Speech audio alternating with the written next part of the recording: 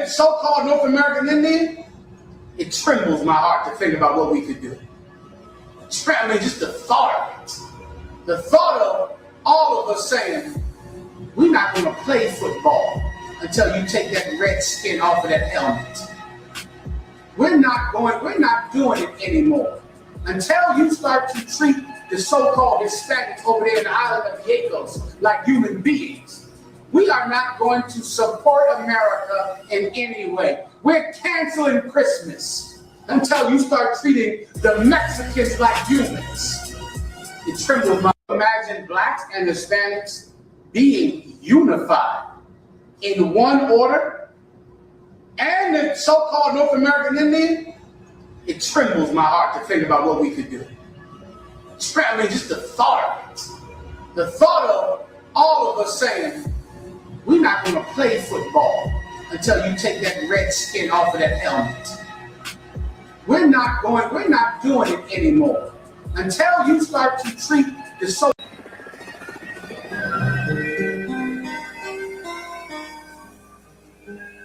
Primero llegaron y dijeron que todos salieran a la calle. First, they forced everyone out of their houses and made us all lie face down in the street, both men and women. Hombres y mujeres, boca abajo. Y los niños llorando. Los soldados estaban así. There were soldiers on both sides. Then they moved away to see the women kneeling down on the ground to pray. They killed all of them. Not a single one of them survived. Just me, by the grace of God. I hid under a tree. When I heard the screams of children, and I knew which ones were mine, they were crying, "Mommy, they're killing us." Over 900 men, women, and children were massacred. Virtually the entire population of the village and the area surrounding El Mozote. Out of 143 bodies identified in the laboratory, 131 were of children under the age of 12, including 3 infants under the age of 3 months. 10 of the 12 officers cited as responsible for the El Mozote massacre were graduates of the School of the Americas. They were members of the Atlacatl Battalion, a part of the El Salvador Army. Some goddamn nerve to say we're being ungrateful and we hate this place, man. Speaking about the crimes that affect our people isn't hate. Speaking about the crimes and the suffering that my people go through is not racism. You know what racism is? It's y'all locking our kids up in those cages, man. That's right. That's what racism is, man. Racism is denying a brown man his diploma because he was rocking his Mexican flag. Can you believe that, Halak? These devils, man, denied that brother his diploma because he was rocking a Mexican flag. You have some goddamn nerve to say we're being ungrateful and we hate this place, man. Speaking about the crimes that affect our people isn't hate. Speaking about the crimes and the suffering that my people go through is not racism. You know what racism is? It's y'all locking our kids up in those cages, man. That's right. That's what racism is, man. Racism is denying a brown man his diploma because he was rocking his Mexican flag. Can you believe that, Halak? These devils, man, denied that brother his diploma because he was rocking a Mexican flag. You have some goddamn nerve to treat in America. Is this similar to the way Jewish people were treated in Germany? Definitely. You know, there's like mothers who's been dragged down, their faces on the ground in front of their children. So what do you think about that? Absolutely. You know? The way Hispanics are treated in America, is this similar to the way Jewish people were treated in Germany? Definitely. You know, there's like mothers. Are all Asians legal? Right. So another question. So what's happening with the ICE agents? Is this happening to the Filipinos as well? So as far as when the ICE agents go into the Hispanic communities, are they going into the Asian communities as well? Well, some Asians are being deported, but not as worse as the Latino communities. I think right now, the Latino community has been targeted by this administration, you know? I mean, not much of Asians. I am Asian myself, so but I noticed that most of them are Latino, yeah? You know? So... Why do you think they are targeting the Hispanics and Latinos? Well, that is the thing. Number one, you know, most of the Asians, when it comes to like household income, you know, the Latinos are much more, most of them come from underprivileged community, you know. Are all Asians legal? Right. So, another question. So, what's happening? So based on America treating Hispanics horrible, do you think America is treating Hispanics the same way Hitler treated the Jews? Well, you know, I was not alive when that happened, but based on the history, that's how it started. You know, chasing some ethnicity, chasing the Jewish especially, and then, you know, first they will try to get him out, get intimidated, put him in jail, then they start killing. And I'm afraid that's what's going to happen here. I kind of have a feeling that's coming up next. If we don't stop this right now, I think that's actually where we're going. That's how I feel. Okay.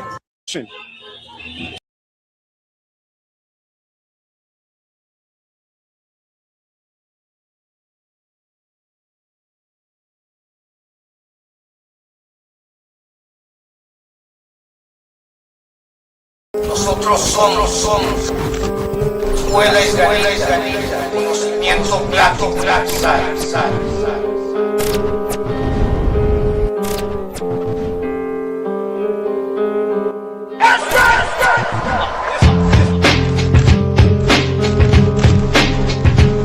Power of manifest destiny. If you know where the understood is in its destruction.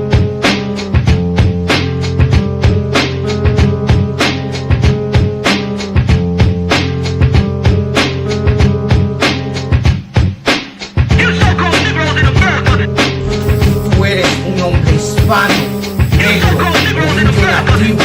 Tu lugar es aquí con nosotros. Nosotros somos tu verdadera familia.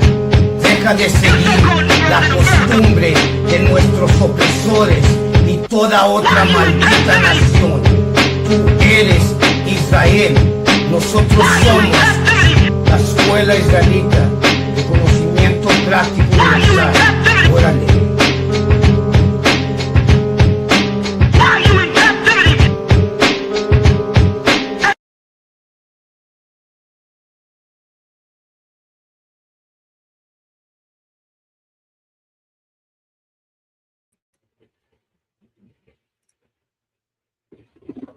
Orale, mic check 1 2 1 2. Can y'all hear me? If anybody's there, right? Y'all can put a 1 in the chat if anybody's there yet. If not, no sweat. I'm gonna keep speaking until someone lets me know there's no sound. What's going down, Raza? You're tuned in to another episode of the Inconvenient Truth on Wednesday nights.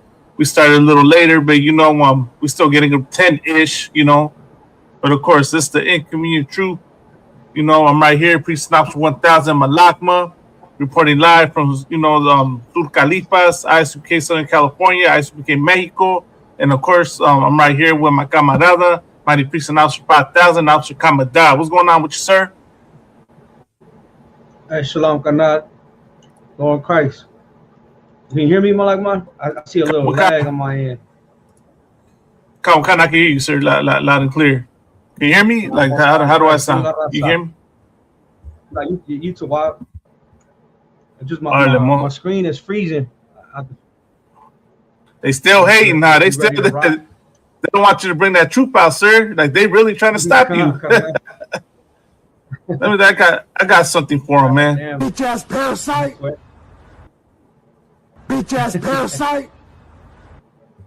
To the damn, smart hats and all of them that try to stop, the work we do, man. You can never stop God's work, man. That's first and foremost. But of course, man. So what we're gonna touch on, and talk about tonight, right? Is we're gonna talk about the incident that happened, man. I'm sure a lot of y'all been seeing all over the internet, right? Another life taken by ICE.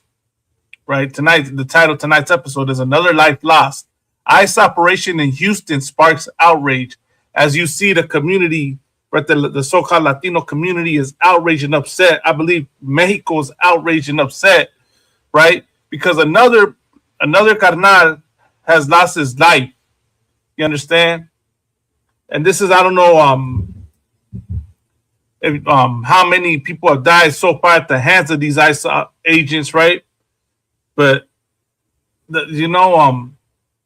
it's really telling of what the nature of this oppressor and the nature of this country truly is towards our people, towards Mexicans, towards Latinos. You understand? And how this oppressor, as we brought out on Sunday, right, really wants to unalive you.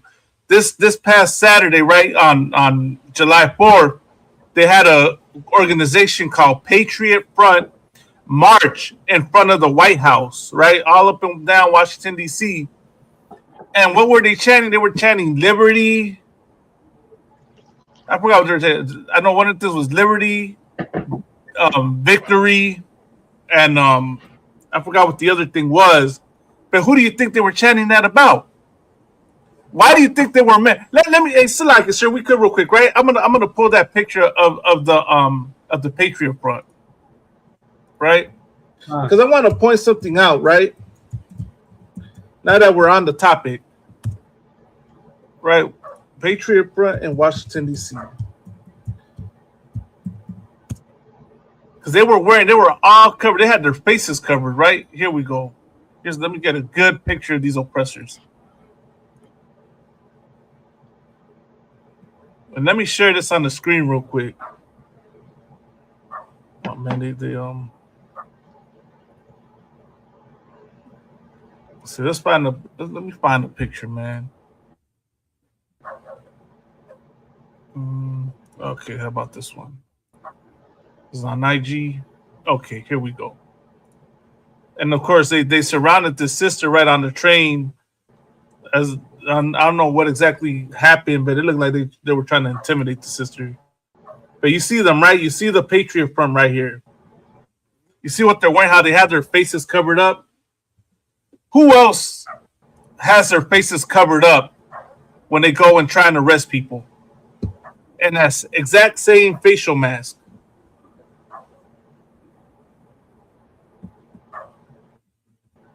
For anybody in the chat, if y'all can answer, let me know who else looks like this. We know the KKK, but who else, sir? Who else dresses like this?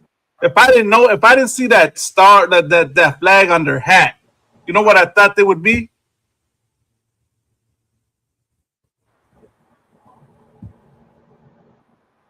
Oh, you mean if I didn't see this, the dress code, the Nazis?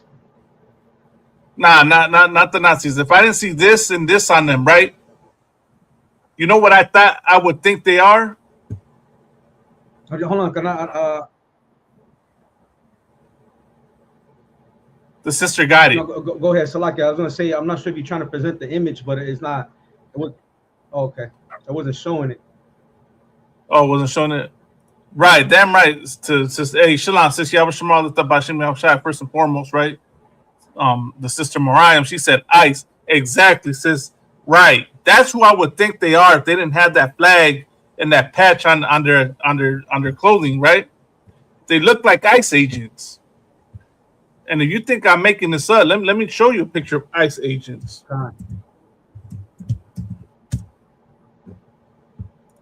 When they run up on people. Perfect picture right here. There's your ICE agents. You know what I mean? There they are. And it's just exactly the same.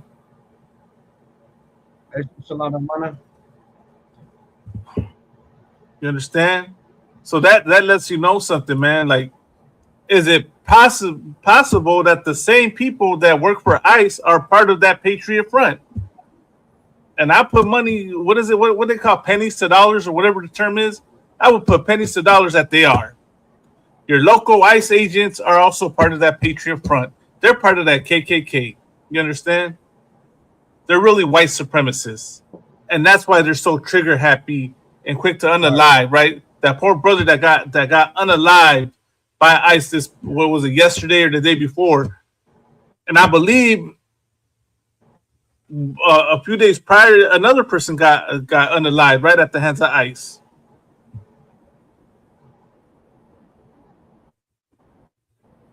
You know, so what's going on here? You know, like to all y'all out there, you know, talking about, you know, got to follow the law in America, this, and you know, don't come here illegally. What do y'all have to say about this situation? How do y'all explain this away when I show you the similarities with the Patriot Front and with ICE?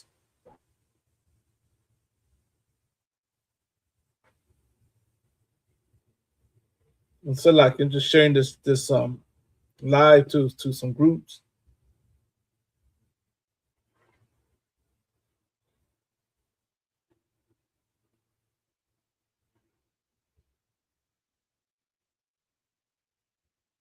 All right.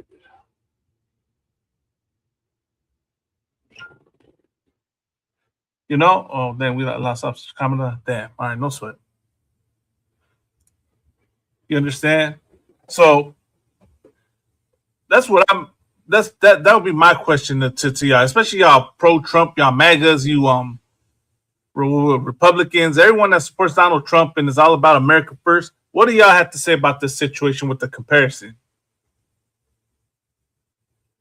I'm sure y'all real quiet right now. Y'all gonna say, "Damn right, sis, sister." You know, damn right. Sister Mariah brought it out, right? Same thugs, different agencies. Exactly. Okay, we got Officer Commandant back. So, like, sir, I'm Check. right here. Check. Yeah, I can hear you. All right. What's on the question?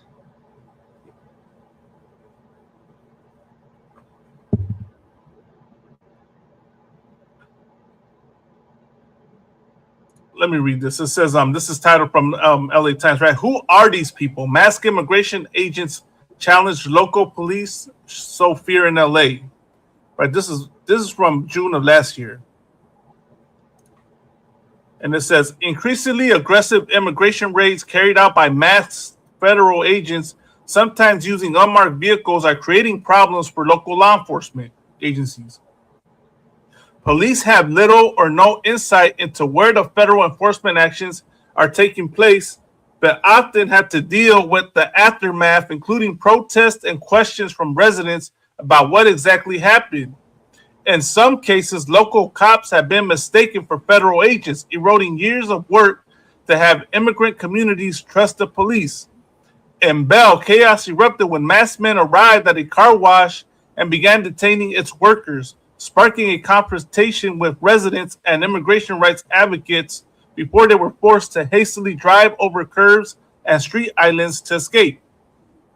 In Pasadena last week, a man stepped out of his unmarked vehicle at an intersection, unholstered his pistol, and aimed it at a group of pedestrians before returning to his car, turning on its red and blue emergency lights, and speeding off. Video of the incident went viral.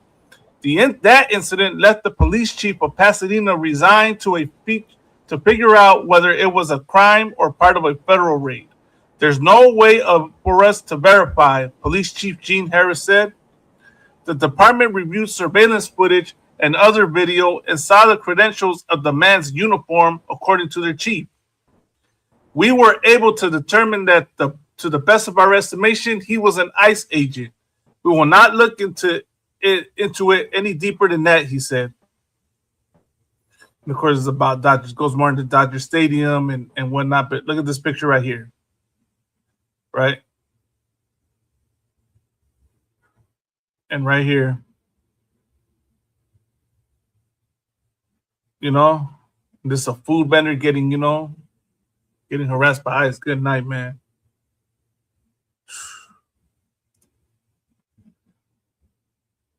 So, like, sir, anything you want to say?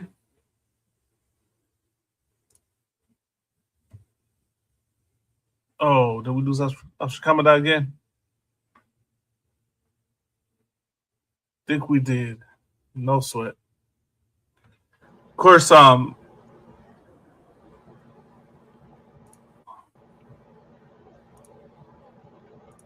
you there, sir? Yeah, it's going in and out. So like it, No sweat. Just keep rocking. Just keep rocking, kana. Okay. Meanwhile, I also have a link to the to join the StreamYard if y'all want to join and bring your thoughts and opinions, your comments, your questions. Of course, you can share it. I'll try to answer to the best of my ability. If I don't know the answer, I'll find out who knows and then get back to you. But the link's right there. Let me show it. On all the social media platforms that we're on. All right, let me put on hit the link.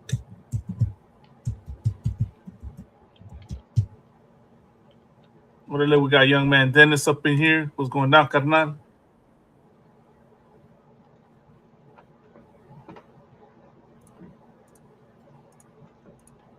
So that ever since they were given the arrest quotas that they were given, right? What was it, 2,000 arrests a day? And right before Trump came into office, right, ICE was already on a rampage, trying to run up on anyone and everyone and anyone they could get, so that they could make their quotas. Of course, you had Stephen Miller who announced, right, that they had that quota. He made it, right, made it up. He announced it, and of course, ICE has been on a rampage since, But of course, with that, man, let's get into the main topic, right? Let's get into the story that I got right here.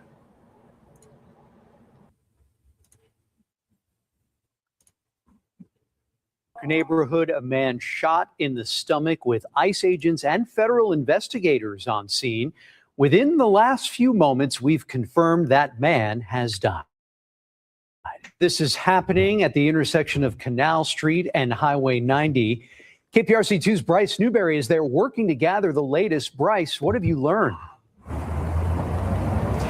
Andy, federal agents just left Canal Street here in the last 30 minutes or so. They had been on this scene for about 8 hours, as we have just confirmed through an ICE spokesperson that an ICE agent opened fire and killed a Mexican national here on this street just before 7 o'clock this morning. What ICE is telling us this afternoon is that enforcement officers were out here attempting to pull over that Mexican national. He's been identified by ICE as Lorenzo Salgado Araujo.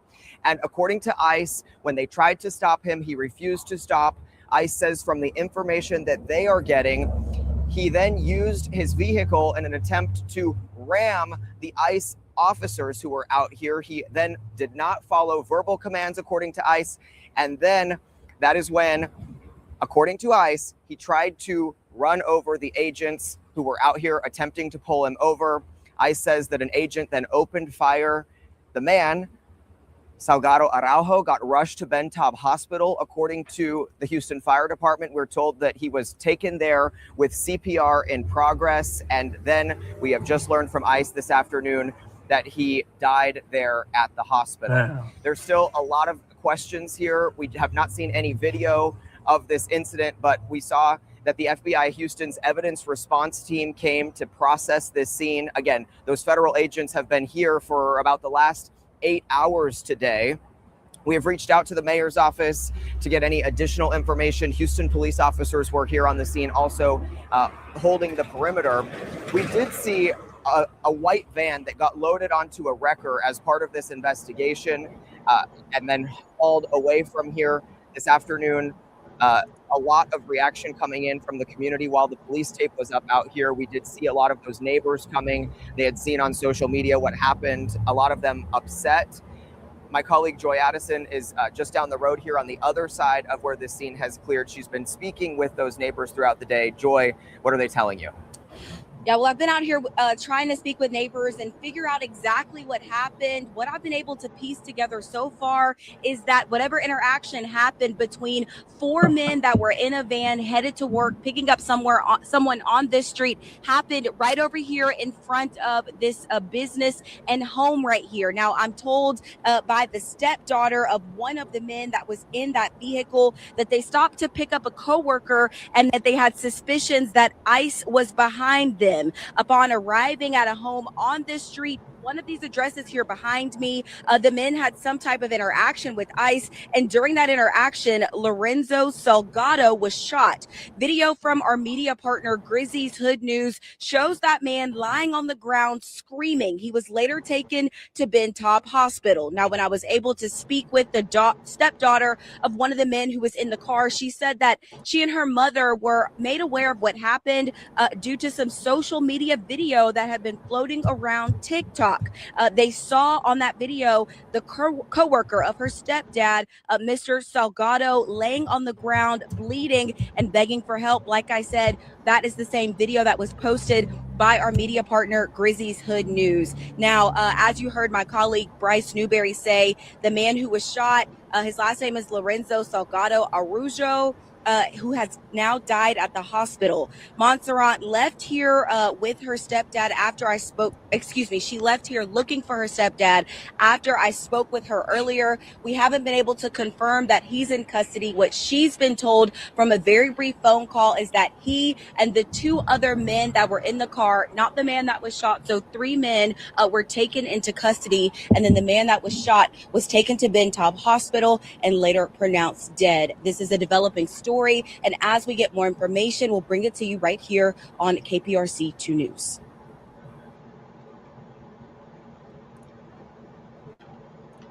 Now let's send it out to So I know you heard all that, sir. Yeah, Carnal, I was gonna ask you, do you have any videos of the chase? If not, I can send you some videos. I found this, but yeah, definitely send it to me. I'll play those videos. I found this one. I'm playing this one right now. All right. So here's some more, right? Federal investigators on scene. Within the last few moments, we've confirmed that man has died. ICE agent opened fire and killed a Mexican national.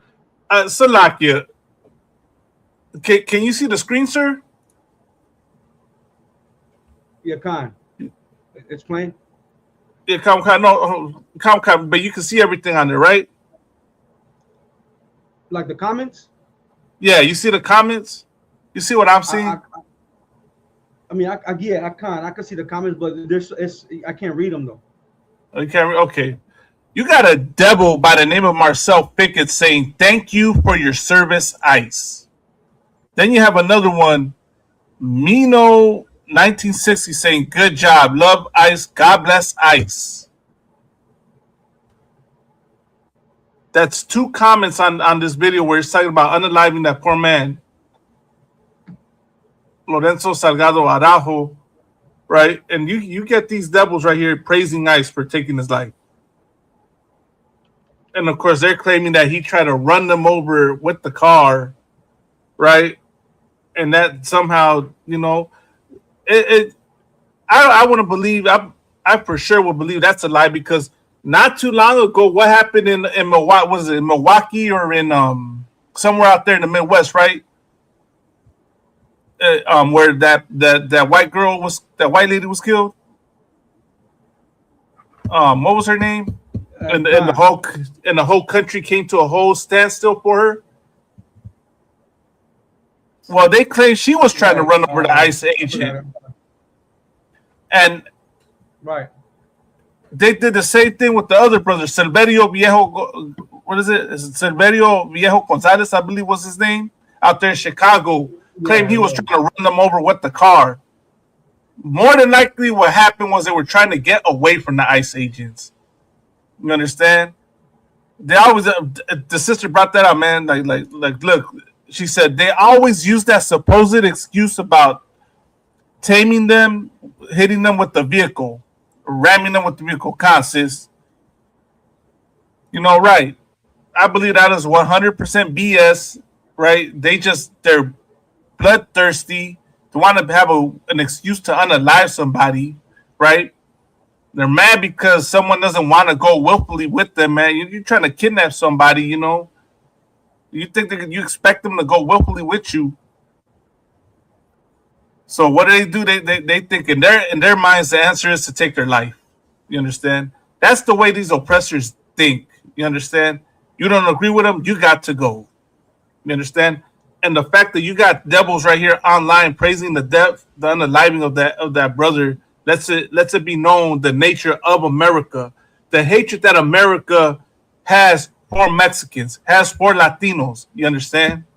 And that's why I was saying this is if you needed a good enough reason to not celebrate the 4th of July, Raza, this is why you shouldn't celebrate the 4th of July, because this is what you're celebrating. This right here and this right here. You're choosing the side of these devils who want to take your life. These cabachos who really want to take your life. You're celebrating their holiday, their culture. You're celebrating the evil that they've done to your people and your culture and history. You understand? That's what you're celebrating. And we need to wake up and stop and separate our spirit from America so that this stops happening, man. That's the only way this is going to stop. Yeah, carnal.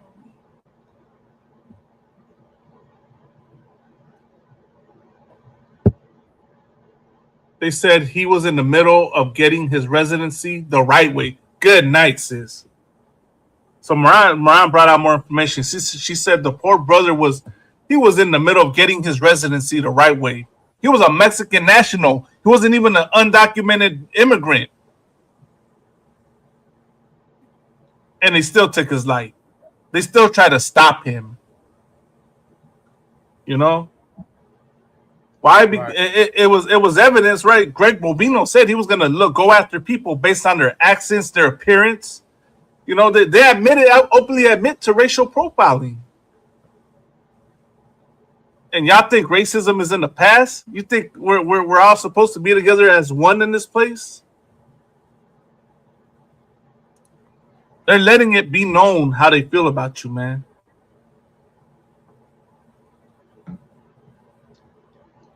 Let me get those stories that you sent me, sir.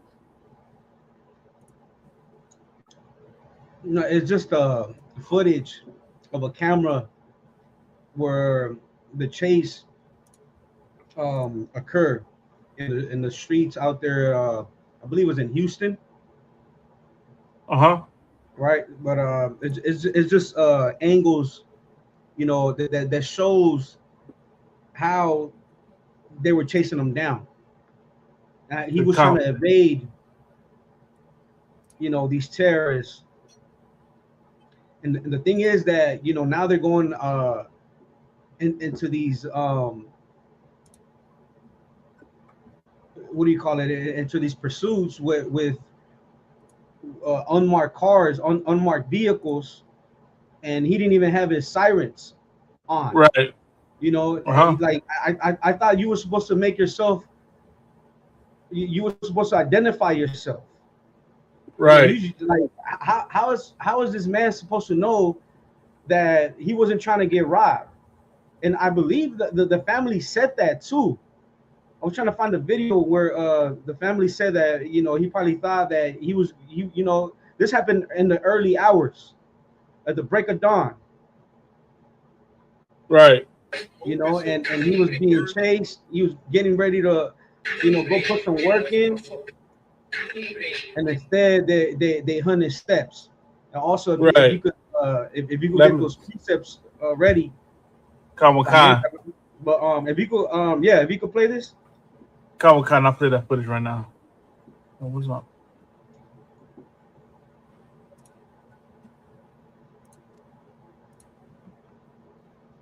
Solo por Telemundo Houston, y en este video muestra el momento en el que la banda de Lorenzo viaja en dirección sur sobre la calle Wayside. That's the brother's vehicle. Dos camionetas color negro. And those black SUVs are the a las 6 y ICE agents. Martes, donde sabemos que minutos después, exactamente a las 6 y 50, según informes de ICE, ocurrió el tiroteo. El video parece mostrar que las dos camionetas negras no llevaban las luces de emergencia encendidas mientras conducían sobre la calle Wayside. Observemos las imágenes a continuación. So they were trying to run them off the, like, as you see, like they were aggressively trying to pull them over and run them off the road. Right, and I don't know what moment, right? Because they say that he tried to run them over. Right. Like, in what moment did that happen? Because they're saying that what after this angle, it goes into an angle where it's like right in front of the gas station, right? Right here. That's the Chevron. They're saying that around here is where that brother got unalive. Right. Somewhere around there on that street. I forgot the name of that street. They said it, but you know, at what moment did he try to run them over? Right. Where's the rest of the footage? Like they were trying to run him over off. Right. I was gonna say, where's the rest of the footage? Why does it cut off right there? You understand?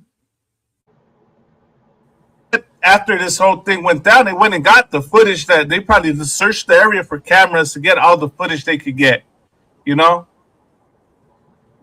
Because more than likely it's going to show a different story than what ICE is claiming. Well, we got in here, Officer Matamyar. Hey, what's going on, carnal? Shalom, yaba shibakta.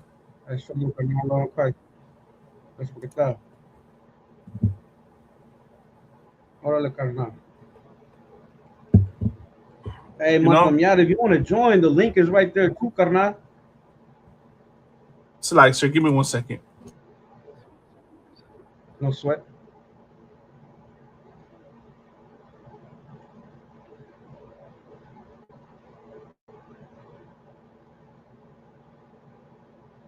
Oh, it's a lot, man. So, you know, this is a Spanish sister interpreting what's going down, right, in the early hours in the morning.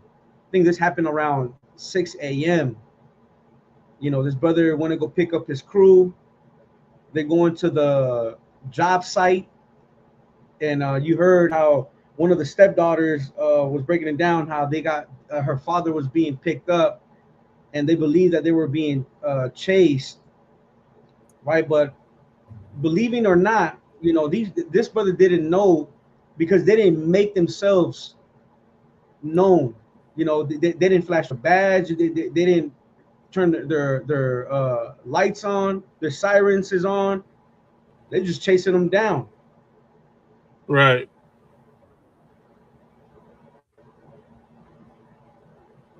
So I'm trying to see if I find. I had posted more stuff right here. So here's another look. Here's another story. I don't know if this one's the same one or this is another one.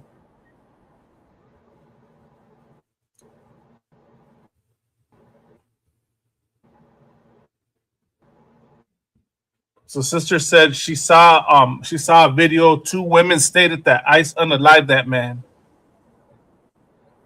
Right? Yeah, the story never matches up. The story, like the truth, like people say contrary to what the ICE agents claim.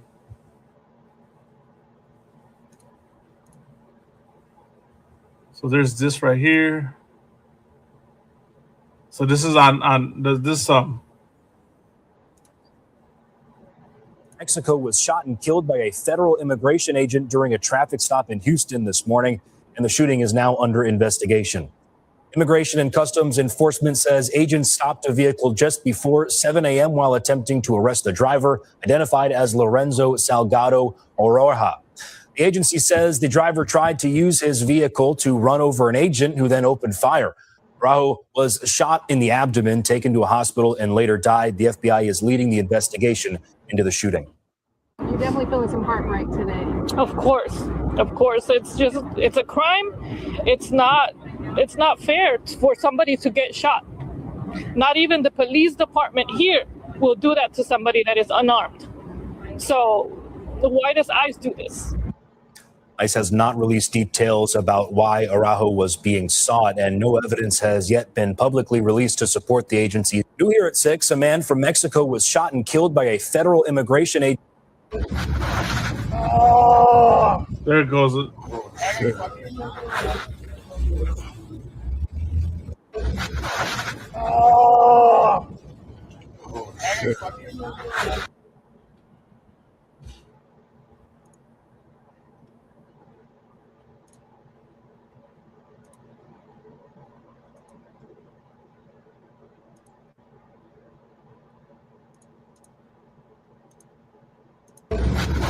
New here at 6, a man from Mexico. So did you hear that? So like, so did you hear him screaming in pain? My end was a little choppy, but if you A little could break choppy, it down. but so I just played footage where they were arresting him and he was screaming in pain, right? How they brought that out earlier. That was the footage right there. Con. And that's crazy, man. Like the first big witness is saying that it's a lie, right? Asking why did they do that? Like not even the police there do that, and that ICE is not they're not having said anything, right? That they're not releasing a statement. You know why they're not saying anything? Because they know they're in the wrong. They know they're in the wrong for what they did. They took this poor brother's life because the people that become ICE agents are, the general brought it out. It's been brought out, right? Like they're psychopaths. You understand? They're psychopathic killers, right? And men that beat their wives. That's been brought out as well. Men that sexually assault women. White supremacists, terrorism, like and abuse children. Right? Abusers, right? Predators become ICE agents. You understand? Right. And that's why they're quick to want to unalive someone, and now they got to push the lie that supposedly he was trying to run him over. That Lorenzo was trying to run over the ICE agent. What did the ICE agent get injured? That's my question, right? If he was trying, why is the ICE agent not hurt? If he was trying to run him over, right? It's like that. Like I said, look, we had last two incidents not too long ago where supposedly the same thing happened and you find out they were lying. You understand? But so you wanted me to pull the scripture? Oh yeah, Lamentations. It was Micah. Micah, okay. Let me see. Micah, if I could. Micah 2:1. Right, because it's one thing that you said earlier, Malagma, like we may not know the character of this damn devil, this damn beast, but the Lord knows, and He's warned us. Plenty of times He's warned us up and down our records. You understand? And we cannot. They discriminate us. They profile us. We're the ones that's supposed to really discriminate against them and profile them, because these are maniacs. Right. These are bloodthirsty beasts. You got that, Malama? Kawakan, it's right here. The book of Micah, chapter 2, verse 1. Woe to them that devise iniquity and work evil upon their beds. When the morning is light, they practice it, because it is in the power of their hand. Right, and the Lord says, woe to them that devise iniquity and work evil upon their beds. Meaning, while we are asleep, trying to get a couple of hours before we even hit our next shift, these damn devils are devising iniquity, meaning crimes. They're thinking about how they're gonna go and hunt blacks and Hispanics, how they're gonna go and set them up. they work evil upon their beds. Can you continue from there, Malagma? Khan. When the morning is light, they practice it because it is in the power of their hand. Right? Before the morning becomes light, they practice it because the power is in the hand. Donald Trump has gave these devils power, right, to go out and decide whether if they're going to arrest or unalive somebody. That's who God is talking about. He's talking about evil, wicked man, which is the oppressor according to the Bible. Right. You understand? He's talking about people that make decisions while everybody is asleep. The oppressor is the only man with power in America. And right. He will never allow you to sit on his table. You understand? And his power affects the lives of Blacks, Hispanics, and Native Americans, God's chosen people. Right. The Lord, but the Bible says woe means destruction. Right? Every operation, every order, every decision that puts the lives of Blacks, Hispanics, and Native Americans at risk, they're gonna fall under God's judgment.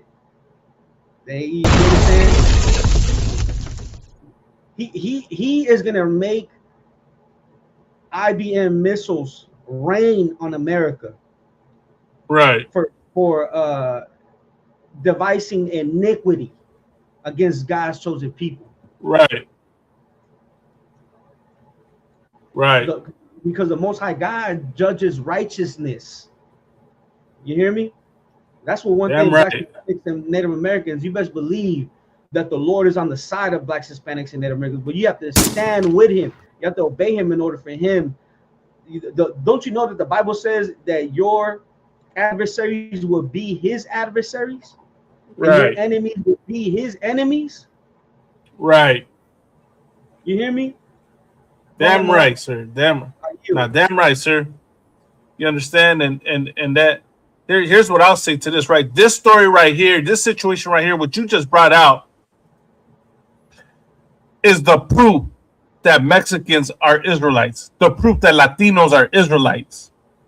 And if you disagree and you're watching this, by all means, show me what other people this is happening to. Show me what other people is getting targeted by ICE and getting unalived.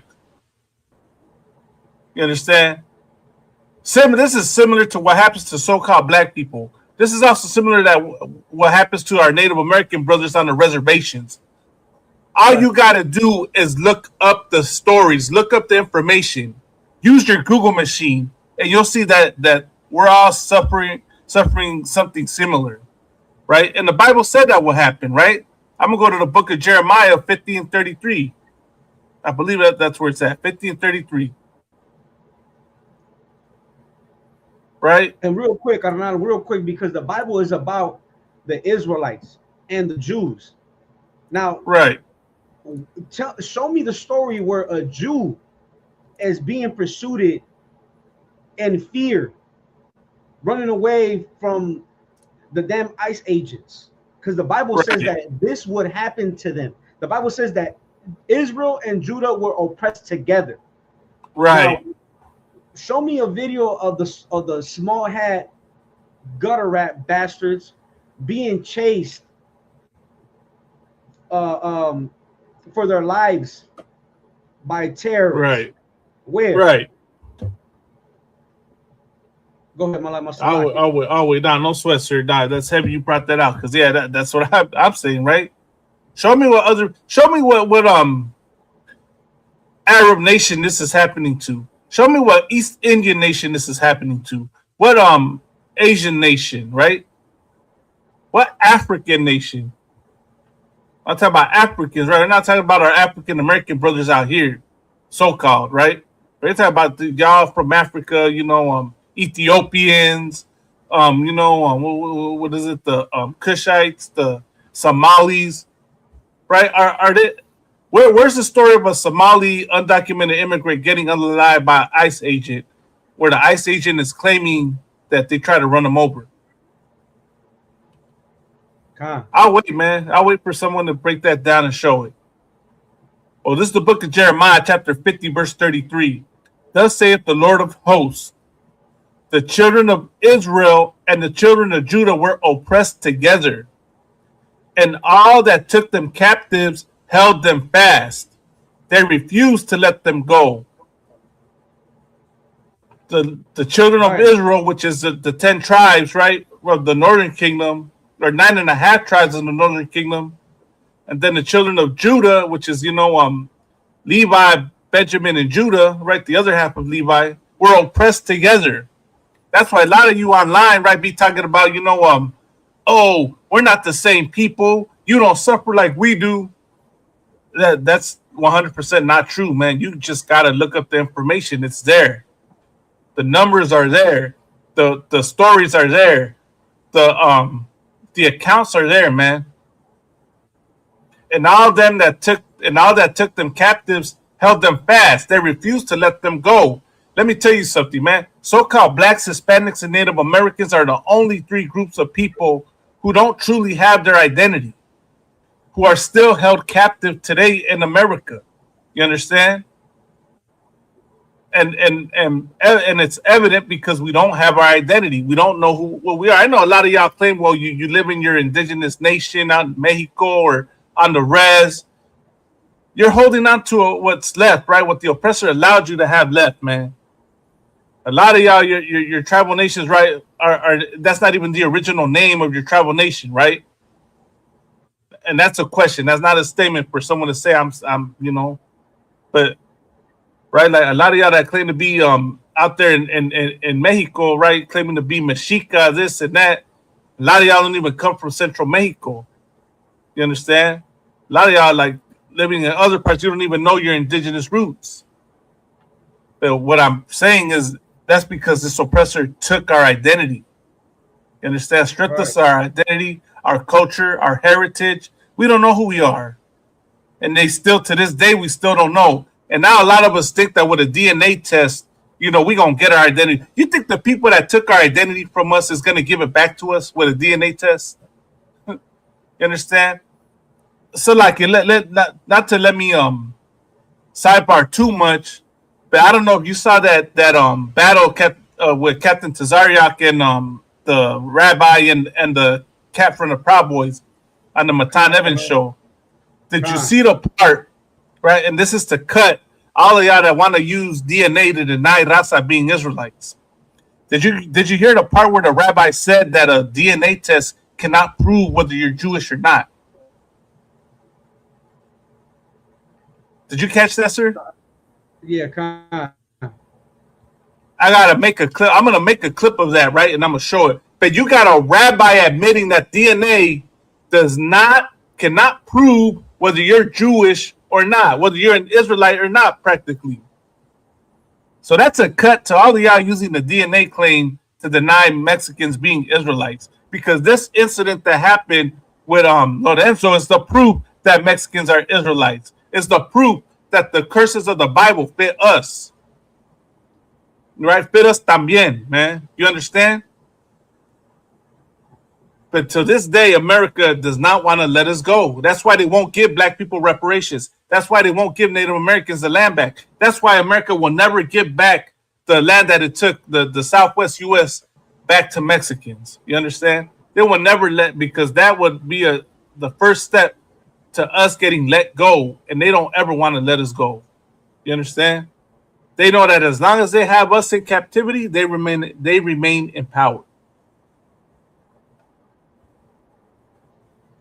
Yeah, so did you have any more stories to bring out on the? I mean, any more footage or anything like that? Well, I mean, just to prove that we are, the children of the Bible, Blacks, Hispanics, and Native Americans, I wanted to get another precept, carnal. Just to stay. You know what I mean? If you could give me Lamentations 4 and 18. Right? Because who else fits these records? if it's not blacks, Hispanics, and Native Americans. Our life, what we go through today is the proof that we are the people that the Bible talks about, that the Bible describes. You understand? That's our records. The problem is that when you read that Bible, you read it under the perspective of the oppressor. Right. And he has no knowledge. He has no truth. And you're supposed to have, when you read this Bible, you're supposed to have the vision that this is your family who is speaking about. These are records of family business. You understand? You got that, Malakman? Khan, this is the book of Lamentations, chapter 4, verse 18. They hunt our steps, that we cannot go in our streets. Our end is near. Our days are fulfilled, for our end is come. Right? Now, the Bible clearly says they hunt our steps, that we cannot go in our streets. Now, every time our neighborhoods get gentrified, I see oppressors coming out into the streets, walking their dogs at every hour of the day. You know, they're on their scooters. Blacks, Hispanics, and Native Americans cannot even go into their own streets. Who is this speaking about? Right. What other people? Go ahead, Mama. I said, what other people is this talking about, sir? Who is it describing? Right? The Bible is a real book that prophesied of the curses of a people who failed to be diligent in serving the Most High God. Right? We wanted to rebel against the Lord, and the Lord said, and he prophesied, if you disobey me, this is what's going to befall you.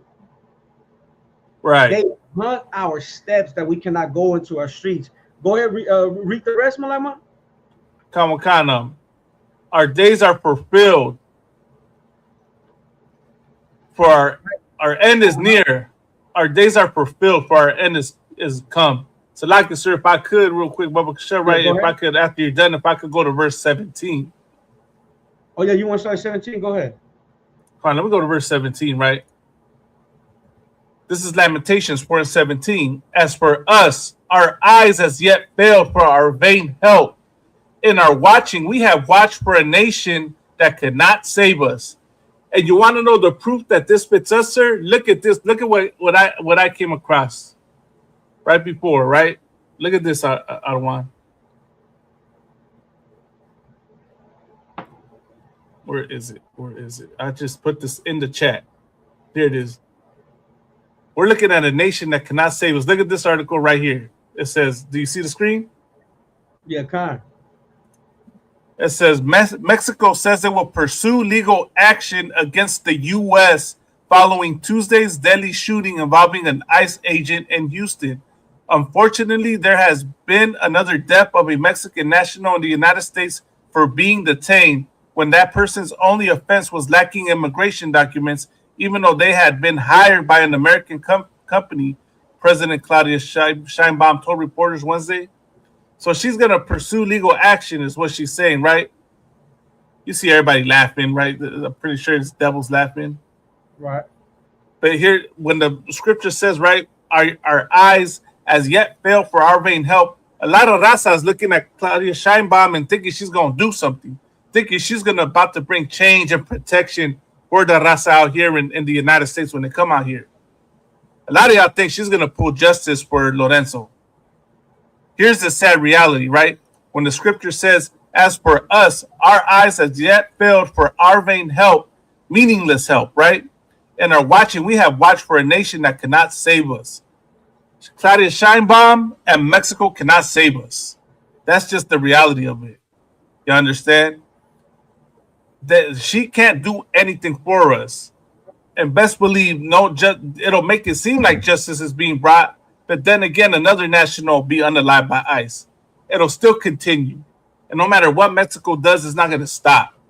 Right? I don't know how long she's been pushing the issue against Trump. Nothing has changed. Why? Because she's, first of all, she's not really our people, right? I know her mom's Mexican, but her dad's Jewish. Right? They're small hats. A lot of the people in power in Mexico are not Mexican.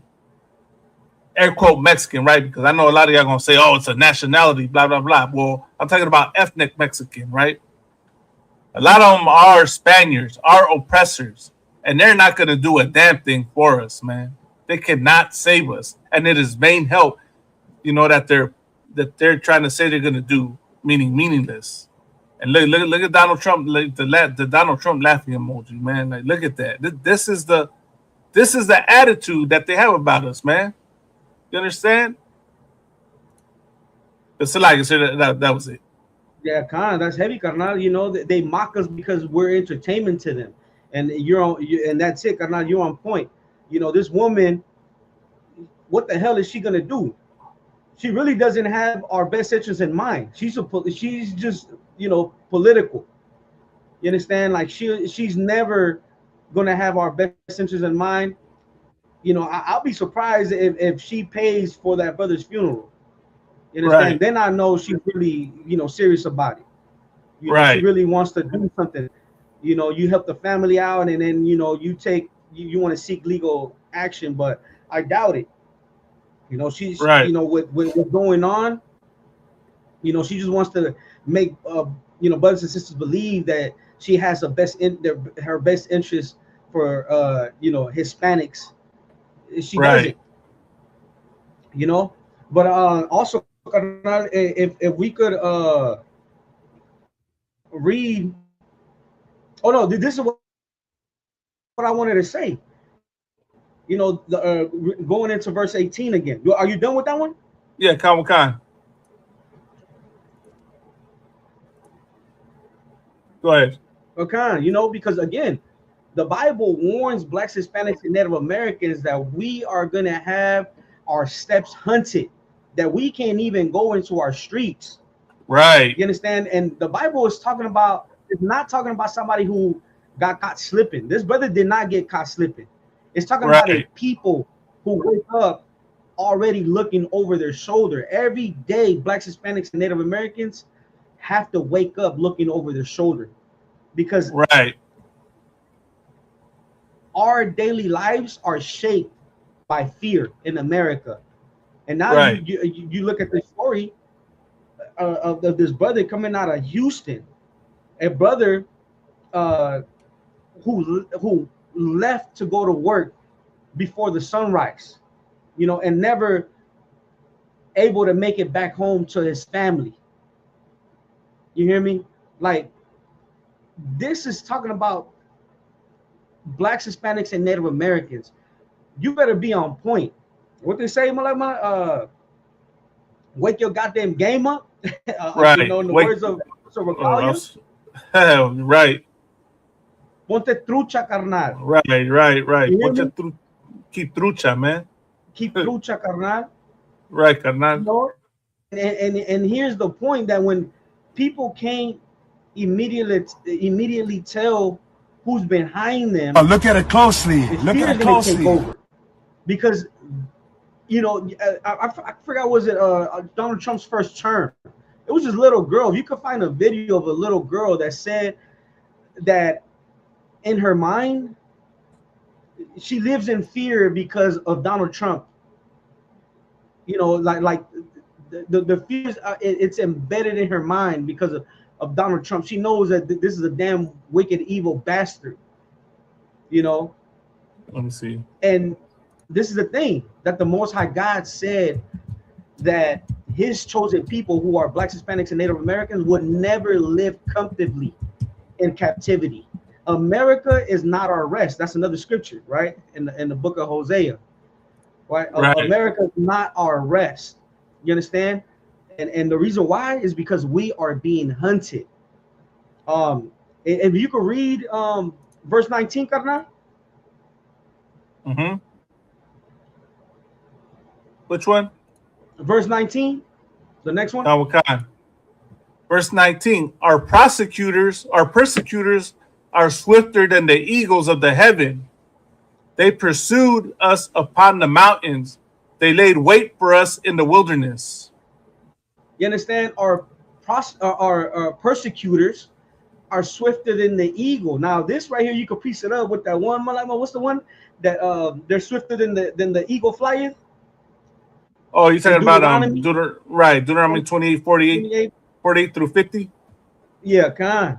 That's what Right? a nation of fierce countenance. Right. Con. Right. So our persecutors are swifter than the eagle of the heaven. And who does the eagle represent? It represents the nation of Esau, the Edomites, the Idumeans, the oppressors. You hear me? The settlers, the conquistadors. Right. And it's the thing that oppression moves fast. I mean, meaning that it corners you before you even have time to think. Right? And the Bible paints a picture of a people who can't catch their breath because somebody's always pursuing them.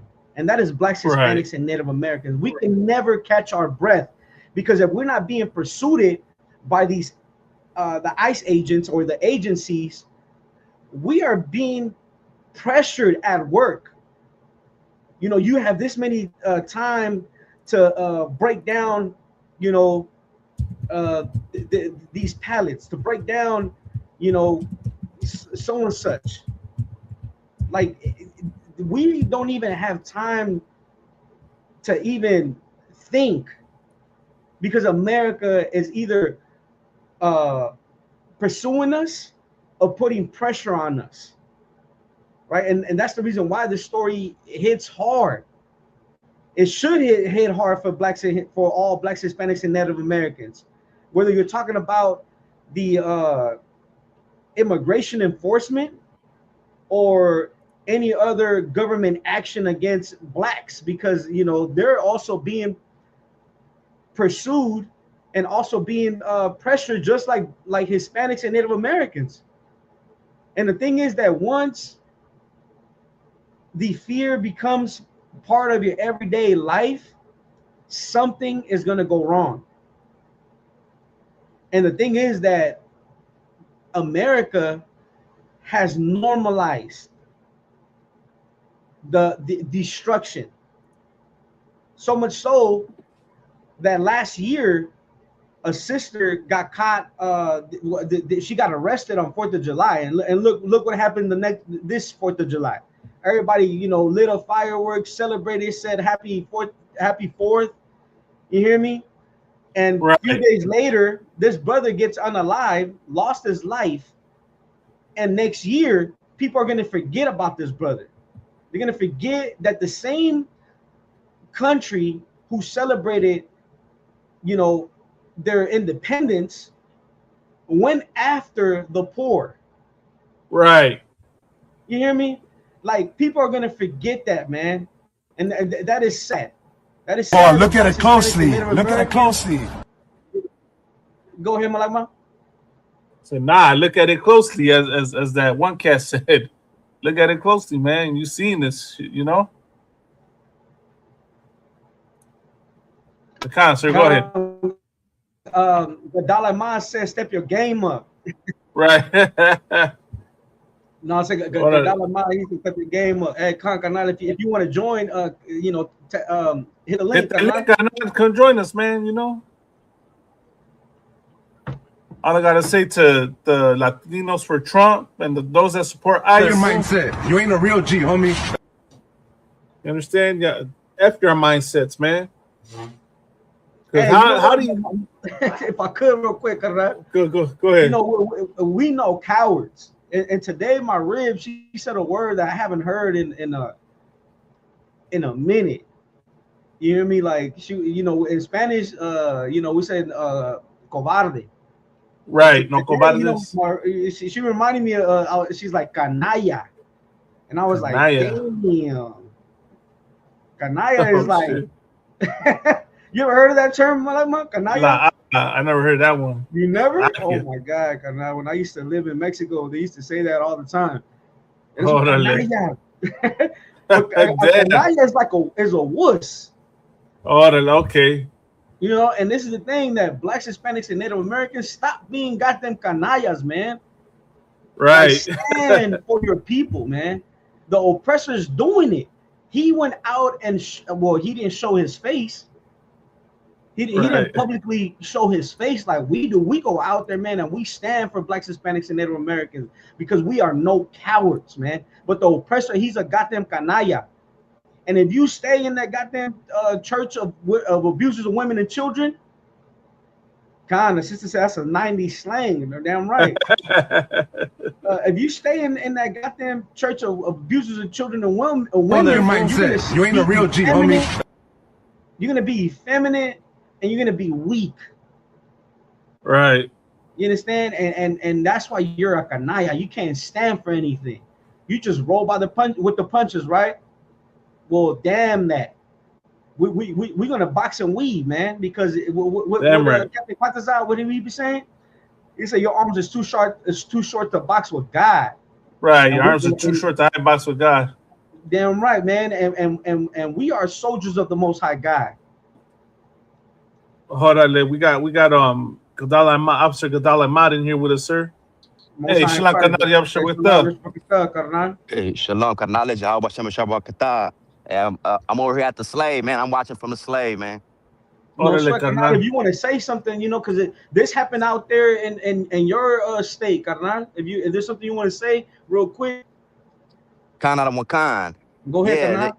Yeah, like one thing that's like I guess on the minds on some of us that actually care about our people, you know, like we just, you know, we have what's been going on, the FIFA, the Mundial has also been going on, right? And everybody been hype about Mexico and winning the World Cup and all that.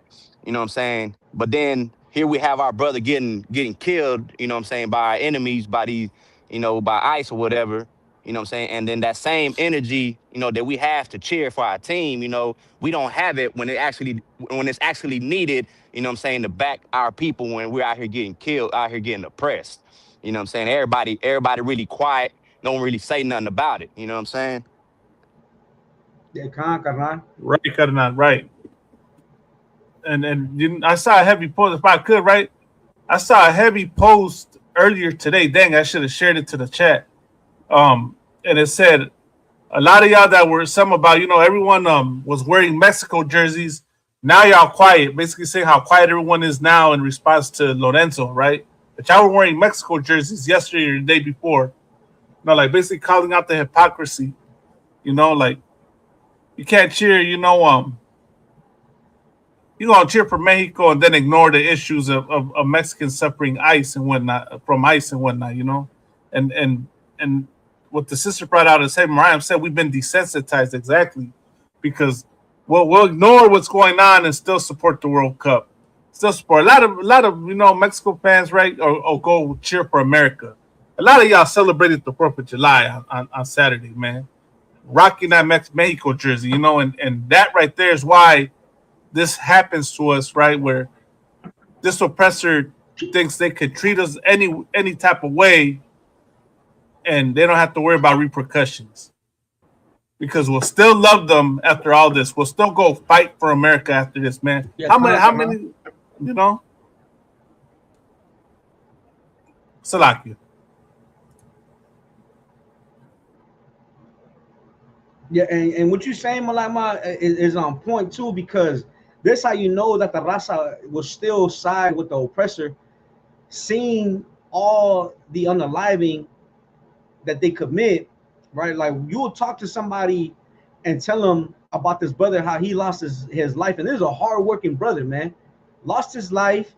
And then they'll say, oh, but, you know, blacks kill Hispanics and Hispanics kills Hispanics to justify, you know, the unaliving of this brother.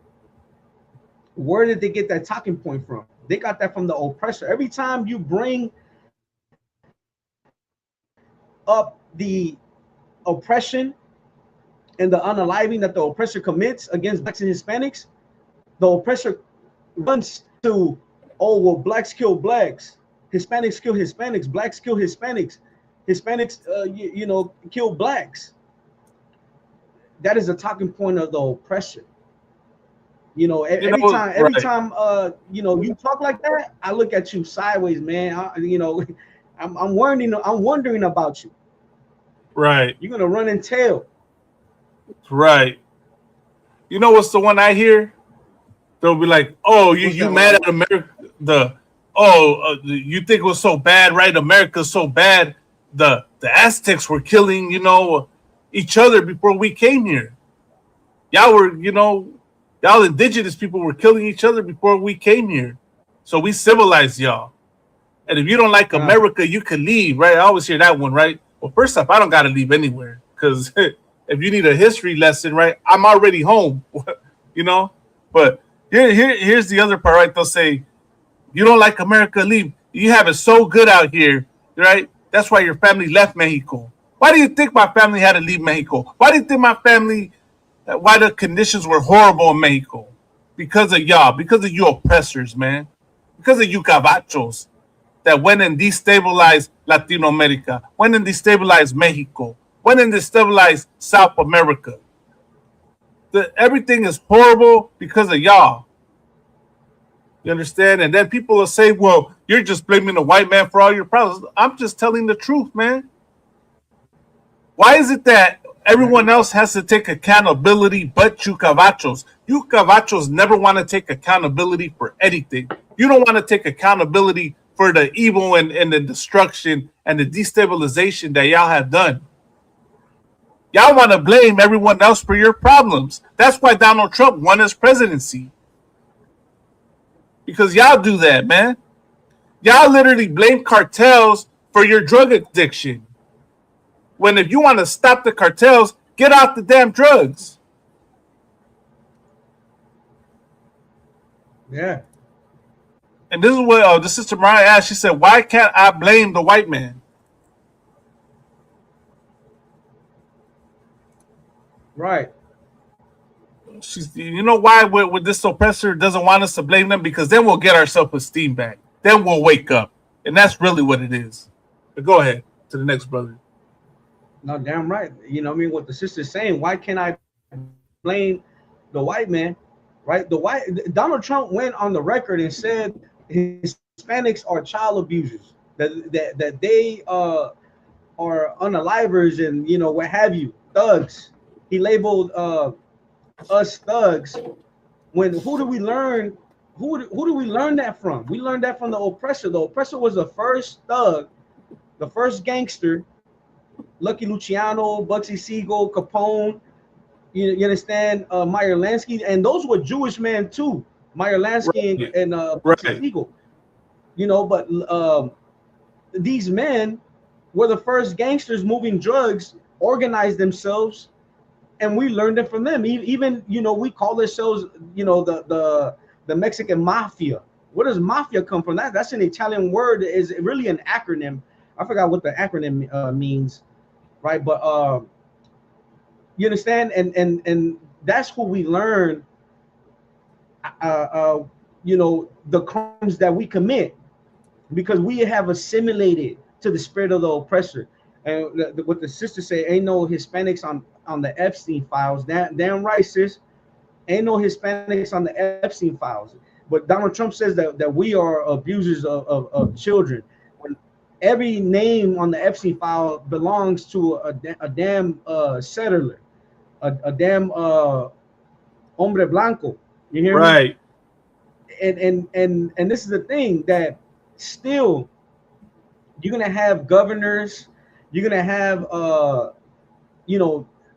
politicians, people who everybody in a suit. That's what the Bible says. Beware of wolves, ravaging wolves, and sheep's clothing. Everybody believes that if you have a tie, and you have a clean shaved face, that you're good. Beware of men like that. You hear me? Right. They are sucking rye as well. You see Donald Trump and Bill Clinton. You understand? And one thing that I know about a closeted sodomite is that they rage. They can control their emotions. They're effeminate.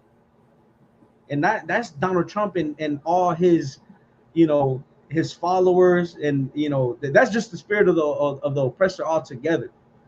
They can't control their rage. They're bloodthirsty.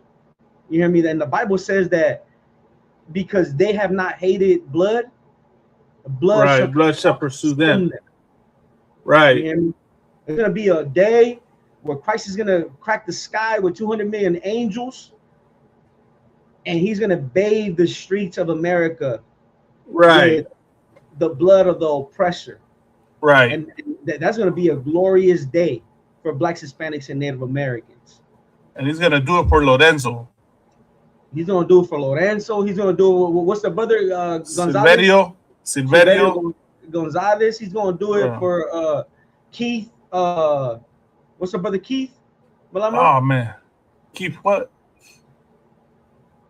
Keith Keith, was it Keith Porter? Oh man, I know it was around the same time too. Let me see. I think it's Keith Porter. I know I yeah, Keith Porter. Somewhere. Keith Porter. Keith Porter. Keith Porter. Yeah, he's gonna do that it. was Keith Porter. He's gonna do it. Right. Go ahead. Right, Keith Porter, Silverio Gonzalez, Lorenzo. There you go. Oh man, hold on. I got something to share. I remember I made this post. Let me see if it's right here on still. Let me show y'all something, man.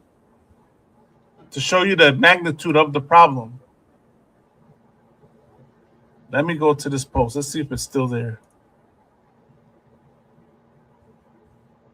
I made this a while back.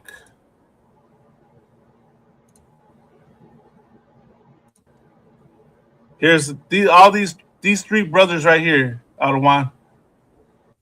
Okay. These names right here. Silverio Villegas Gonzalez at the top. Carlos Roberto Montoya. Jaime Alanes Garcia. These were three brothers all unalived by ICE. Hold on, can I did you present it? It's not on my screen. There it is right there. Órale. You see it? Yeah, come on. Understand? This is who God is going to bring justice for, man.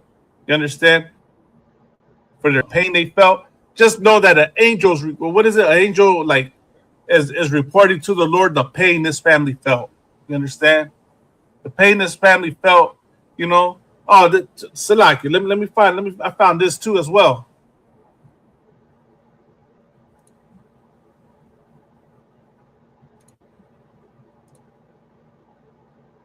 So even as like, man, I tell you.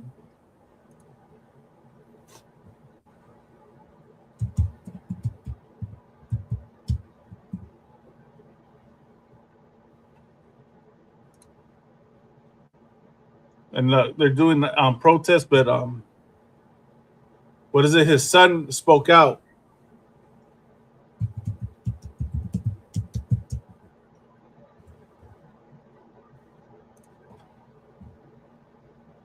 Here it is. There's a video right here. It's Thank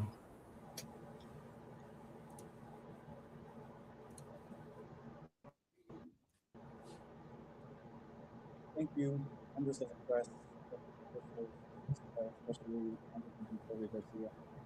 Spent 2 hours with me up on Papa. Thank you, friends, for showing up. I'm bringing up former students and thanks for coming. I have a quick statement I would like to read today.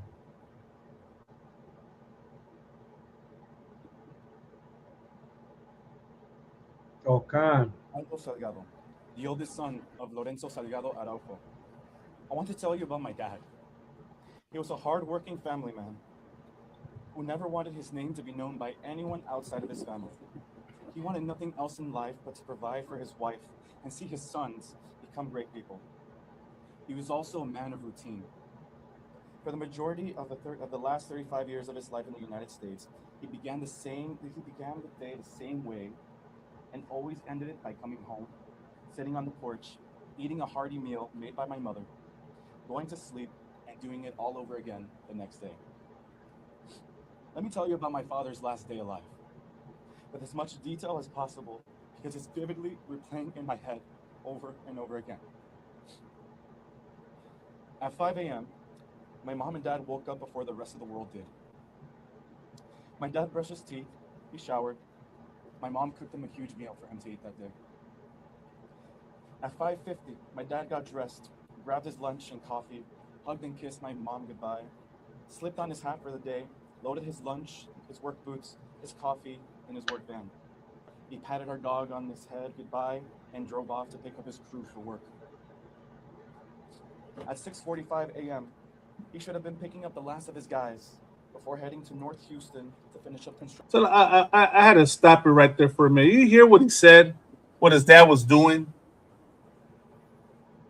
and what they were doing? And that's why, damn this oppressor, man. Damn this devil, man. You took the man's life, and what was his crime? Because he didn't have papers? What harm was he doing to America? He was going to contribute to America, man. He was going to work. And you want to talk that bullshit about, you know, how undocumented immigrants, Latinos, Mexicans are coming over here and leeching out the system, right? That we're a strain on the system, man. We contribute to the system. We help keep it. And that's the thank you. That's the thank you you give the people that help run your country, right? Treat them like criminals. Treat them like they're committing a crime for trying to escape poverty. Why do you think our people have to come over here undocumented? For all you idiots out there that talk that smack about get in line, do it the right way. Why do you think people can't do it the right way? You really think it's because they don't feel like getting in line? You really think it's because they don't want to do it the right way? They just don't want to? That they're entitled, they're acting entitled to come over here? And that's the lack of humanity, the lack of compassion this oppressor has to demonize someone trying to escape poverty. Your first thoughts is to complain about them cutting in line and not to think about how horrible the situation is that they have to cut in line, that they can't wait in line because they're going through something. Y'all have no compassion, and that's why God hates y'all. You understand? And this brother right here is breaking down the last day of his father and explaining how his father was going to work, not going to sell drugs, not going to do anything illegal, but go work, make an honest living. And you oppressors thought that that was a death penalty offense in your eyes. But so like I'm playing some more of this. Construction on some houses. 5 minutes later, unbeknownst to me, at 6:55, unbeknownst to all of us, my dad had been shot inside his van near the intersection of Wayside and Canal by ICE agents in unmarked cars. I want to tell you about my day. Around 7 a.m., I was notified by my mom that something bad had happened to my dad. We didn't know what. All we knew is that it was ICE related. At 7:05, 5 minutes after, I left the house, drove all the way up to his work site to find any evidence of his van. Had he been detained by, he would have wanted the van to be delivered to the work site so that the other workers that were there could finish up the houses and the families could get paid.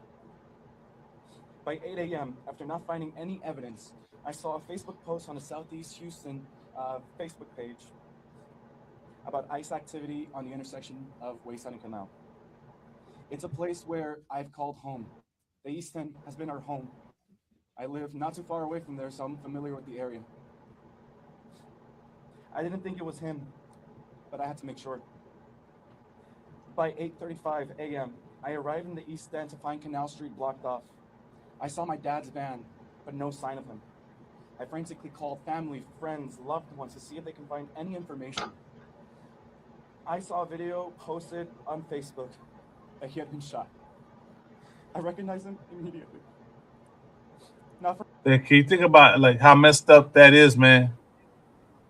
Your mom calls you that something happened to your dad, and then you find out about what happened to him on social media, that he had been shot. You know, you don't know what to do. You don't know what's going on with him, man. You just saw him earlier in the day. He was going to work, man. And he dies as he's holding back tears and describing what happened. And you had devils saying, "God bless ICE." From his voice, crying for help as he lay on the street. Like you see a video of your father on the street dying, crying in pain, man. That's what you see. You imagine how hard, like, you imagine the blow that is to you, man. That does. And like I said, the oppressors were saying, "God bless ICE. Thank you, ICE." So, like, what's that term that these oppressors suffer from? Y'all remember that condition? I believe the sister Mariah, right, her husband, Officer Tapazar, brought that out in camp. Tapazar? Oh, yeah, Officer Tapazar. I know. Cantazar asked him. Yeah, what the term was, what's it called? Let's see. Schneudenfreider or something like that. I think it's a German word, no? Yeah, Schneudenfreider or something like that. Where they basically, to you know, for time's sake, the term basically what it is that they get pleasure from seeing someone suffering in pain. And best believe these devils get pleasure from seeing that poor brother get unalived and scream in pain while he was dying on that curb. They got pleasure for that. That's why they were saying, "God bless ICE. Thank you, ICE." When they see this video, I bet if I go to that video, I'm going to go in the comment section real quick. And let me see what they're saying in the comment section. I want to see what they're saying in the comment section. Look at this. Look at this. Y'all see it in the screen? The comments on this, man. Quit trying to run people over. Settle things in court, not on the street. And in the USA for 35 years and not legal yet, why did he ram the ICE agent's car? 35 years and never applied for citizenship. Then he ran from law enforcement. And on top of that, he tried to like the lack of compassion in these devils, man.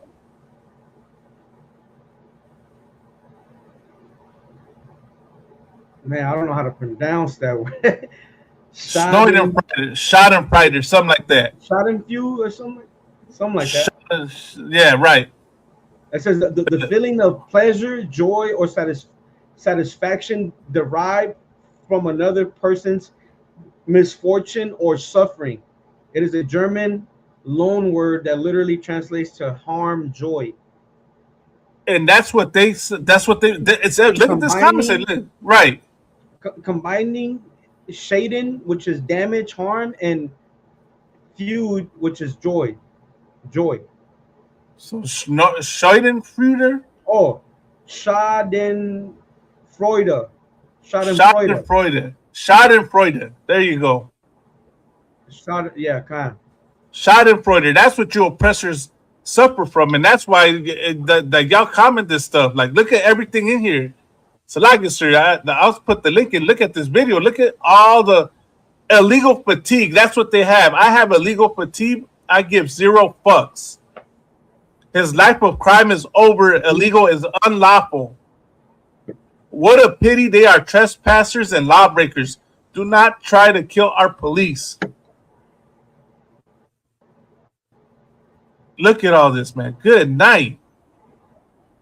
That's what they suffer from. Malama, before we move ahead, I'm not sure if you're going to move ahead from the son speaking, or you still going to play more of him speaking? Play some more. I want to play a little bit more because he's talking about his right. Okay, at the end of this, I have a precept And if you could grab it and hold it for me, Salagir. Come. Let me I stayed on site for Baruch hours, 3 and 4. talking to officers or anyone who can give me If you can get Baruch 3 and 4 and then just hold it. Play that video, Kana. I encountered a representative from LULAC, Conchita Reyes, who got in contact with Congresswoman Sylvia Garcia to confirm that my dad, Lorenzo Salgado Araujo, had been taken to Bentop Hospital, but his condition was unknown. With all the hope in the world, I drove to Bentop Hospital, the hospital that I was born in, my brother Lorenzo Jr. Oh was my born God. in, and my youngest was born in. I went to Bentop Hospital and demanded answers, but no one could give them to me. I learned of my father's passing from a news report on social media, not the hospital, not law enforcement. Through a collective effort from local organizations and elected officials, we got answers. My father's death was confirmed. I had to call my mom right away to give her the terrible news of my dad's passing before she had to find out the same way I did. My father was a simple man, a family man, a man of routine. He dedicated his life in the United States to giving his family the American dream. He raised my brothers and I on the idea of education taking us so far in life. So through his hard work and inspiration, he saw me attend the University of Houston and graduate from there. Through his hard work and inspiration, he saw me attend the University of Houston, the American dream. He raised my He dedicated his life in the United States to giving his family the American dream. He dedicated his life to giving his family the American dream. That's what this man died for, man. He gave his life to give his family the American dream, man. And that's the thank you. That's the thank you. A nightmare, Carnal. It's a nightmare, exactly, sir. It is a complete nightmare what this American dream is for us, man. To think that you came over here to live the American dream and you have to pay with your life. Now it's a nightmare. Now it's a nightmare, man. You raised my brothers and I on the idea of education taking us so far in life. So through his hard work and inspiration, he saw me attend the University of Houston and graduate from there. He saw Lorenzo Jr. attend and graduate Tufts University in Boston. And my youngest, who is out of state, who goes to college out of state, who still relied on my father for financial assistance for his tuition. All of us are, all three brothers, all three of his sons, American citizens, his pride and joy, highly educated. After nearly 35 years of working to give us the American dream, he made the choice to begin the process of obtaining his American dream through a work permit. We dotted every I, crossed every T, filled every document, attended every appointment. He was close to obtaining his legal status. Damn, man. My father was a private man. So why did ICE hunt him down? You understand? He did all that and ICE still came after him because they don't give a damn. All they saw his dad as was another number to fit their quota. They didn't give a damn what his dad contributes to. Donald Trump don't give a damn about what his dad believed in. Doesn't give a damn about what his family believes in. Doesn't give a damn about the contributions that he made to America. You understand? He taught his sons to go get an education. He didn't teach his sons to go be criminals. He taught his son, he put his family. And let me say this, right? As you're hearing the son break down the character of his father, that doesn't sound like a man that would willfully intentionally try to run over an ICE agent to take his life. Right. You understand? I don't think a man that wanted to, get legal status and do it the right way would think all of a sudden, man, I gotta take this ICE agent's life so that way I go to prison for the rest of my life, or lose my life. What could have happened is that the ICE agents probably scared the crap out of him and he was trying to get away, trying to escape.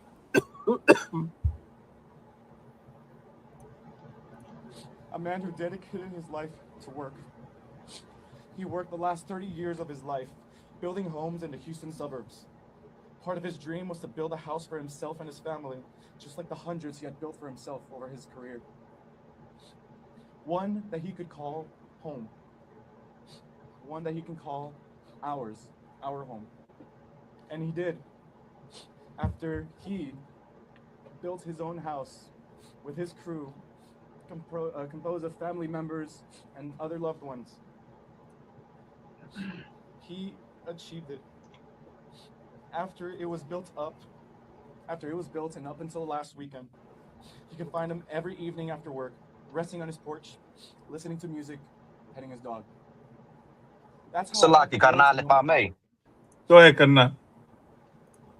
Now, Go ahead, before I say what I'm gonna say, right? First of all, like condolences, right, to this man that was unalive, to his family, right? We need to start the same way we have that like what I mentioned earlier, the same way we have that energy for like a sport, you know, we need to have that same energy for our people to begin to see brothers like this brother that's talking, to begin to see them as who they really are, which is our people, our family. You know what I'm saying? Right. We have that disconnect to where we see this, you know, and we like, well, I don't give a damn. That's over there. As long as it's not in my area, like affecting my immediate family, like we don't give a damn. You know, we don't see each other as who we are. We don't see our black brothers as who they are. You know what I'm saying? That we are one family. And to add on top of that, you know, like this brother right here, right? Who is he appealing to? Who is he talking to? He, you know, he's appealing to the same people that unalived his father. He's appealing to the same people for some kind of justice, you know, but the same people he's talking to is who he's trying to get justice from. The same people who killed his pops. You know what I'm saying? And he keeps talking about the American dream. He keeps talking about building a home. You know what I'm saying?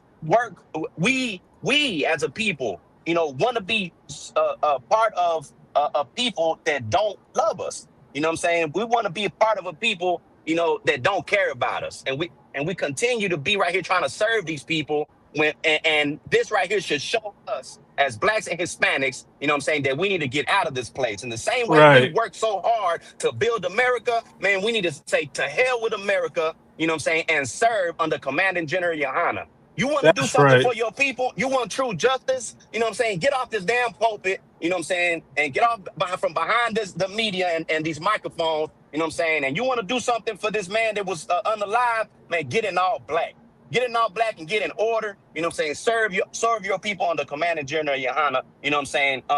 Under the God of blacks and Hispanics. You know what I'm saying? That's how we're really gonna help ourselves, not appealing to these people in this way, marching, you know what I'm saying, and doing the things that we do. You see these people, I forgot how you say it, when they all get together with signs, you know what I'm saying, and saying justice and no peace, you know, that's all we keep doing, you know, but this is getting in all black and serving under Commanding General Yohana is how we're actually gonna do for our people. And with that, I yield, Carnal. Damn right, Carnal. And also get off them damn drugs and get off them damn hoes too, man. Right. Right, Go ahead, Malama. It's almost done. Not a soldier got shot and killed, but as a family man, a man who understood that good things come to those who put in hard work. I am deeply heartbroken to see that the man who taught me the value of hard work, family values, and education will no longer spend an evening on that porch. I am calling for a full investigation into the events that transpired yesterday, July 7th. He did not deserve to die. He did not deserve to be reduced to a headline of Mexican man shot and killed by ICE. He deserved to live a quiet life as Lorenzo Salgado Araujo, a husband, a father, and a job creator for dozens of men who also wanted the American dream. I would be doing his memory a disservice if I didn't recognize the other 3 men who were with him, one of which was my uncle. All 3 men were rounded up. I have not heard from them, but I hope that they are able to provide their own statements to prove that my father feared for his life as unmarked cars followed my dad, who only wanted to get back to work and back to us. Thank you all for everything. If you could say a few words in Spanish. Like, and if I could, go ahead, our sir. condolences is with that brother and his Lord family. be with him, man. Lord be with him. Lord be with him and his family. May that brother rise again. You hear me? You got that precept for me, Malama? Sir, I got it right here. And the sister Mariam said that blacks and Hispanics were protesting today in Houston. And what Gadal Ma was saying is heavy, man. It's so heavy, and I just want to tie it in also with this precept in the book of Baruch and the Apocrypha. If you could read that nice and loud, Malama Baba Kasha. What sir? This is the book of Baruch, chapter 3, verse 4. O Lord Almighty, thou God of Israel, how hear now the prayers of the dead Israelites and of their children, which have sinned before thee, and not hearken unto the voice of thee their God, for the which caused these plagues cleave unto us.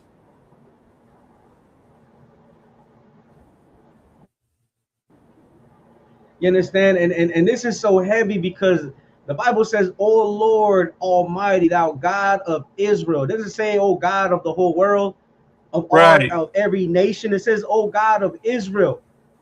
Israel is a house, and it's made of 12. We are the true descendants of the biblical Israelites. Right. Did I go out? Khan. I'm good, Malama? Yeah, you good now. You good now, sir. Okay, most high and crazy. It says, "Hear now the prayer." God, hear now the prayer of the dead Israelites. You're gonna have blacks, Hispanics, and Native Americans who are spiritually dead. And again, there's nothing against the this brother or any black and Hispanic who has lost their lives, right? But we're gonna continue to pray because we are spiritually dead. Karnan, real quick, if I may. Go ahead, Karnan. No sweat.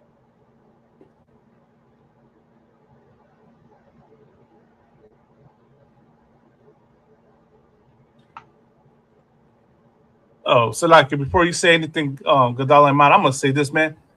Where are you devils at, right? I watch you devils coming up on here and talk about how God loves you and explain why God should love you. Because right now I understand why God hates you and why God is gonna brings plagues and evils and curses to you, to America, to Europe, to the EU, to the KKK, to the ICE agency, to the as we say in the prayers, because of the evil y'all do. Y'all see this poor brother lost his father for what? And then you lie and say that the father tried to run you over, and then you see the lack of compassion and how you devils celebrate that man's death. While you see a son right there on the video where the son is crying and pleading his case, and y'all right there commenting, making fun of the man, saying, like demonizing the man. You are the devil that the Bible speaks of, man. And God hates you. And that's why. It ain't because you're blonde hair and blue eyed. It's because because of your character. But Salaka, go ahead. No, go ahead, Malama. You done? Yeah, I'm done. Go ahead, Gadalaman. Gadalaman, go ahead. Sir, I just wanted to say I'm not sure if it's just me or if it's other people experiencing, but I can only hear you Malakma. I can't hear Kamada. Oh, damn, okay. Salaki, I'm sure Kamada, Gadalaman can't really hear you. I don't know if you heard him. Yeah, Khan, I heard him say that. Man, Salaki, I'm gonna still say it. Yeah. I don't know if it's because of the you know what I mean. Hopefully it comes out on the live though. But Salakia, were you gonna add to the precept, Gadalaman? If not, I'm gonna continue. Gadalaman, were you gonna add to the precept, Bot? Nah, Karnan. Oh, okay, go Go ahead, Kanan. You can hear me though, Malama? I can hear you, sir. I can hear you, but I don't Okay, no think sweat. Kadalama can. Okay, Khan, no sweat, Salakia. But you know, in the Bible says, "Hear now the prayers of the dead Israelites." Blacks, Hispanics, and Native Americans, we are dead in America, believing in the American dream when it's goddamn a nightmare, and of their children. Look at this brother, man. He's on national TV grieving, which have sinned before thee and not hearken unto the voice of thee, their God. Because the most high God of the Bible is only the God of the children of Israel, right? And we have sinned before the most high God, and we have not hearkened to his voice, meaning that we have never, so like I'm not gonna say never, we have not, we have turned away from the most high God. You understand? For the which cause these plagues cleave unto us. ICE agents are a plague to Blacks, Hispanics, and Native Americans. And it's because we have sinned against the Most High God. Now, Baruch, who is a prophet of the Most High God, he's talking about Israelites who are physically dead and are praying. You understand? He's speaking about the Israelites, Blacks, Hispanics, and Native Americans who are meant, so like spiritually in captivity, broken spiritually, good as dead in America. You hear me? And then it says, which have sinned before thee, right? The dead Israelites again are under a curse, right? Because we made a promise to the Most High God, and we now, because we failed to keep our promise, our forefathers, and now in America, because we don't have a true priest, you know, going into the book of so like real quick, bear with me, just trying to give you the book. Is the second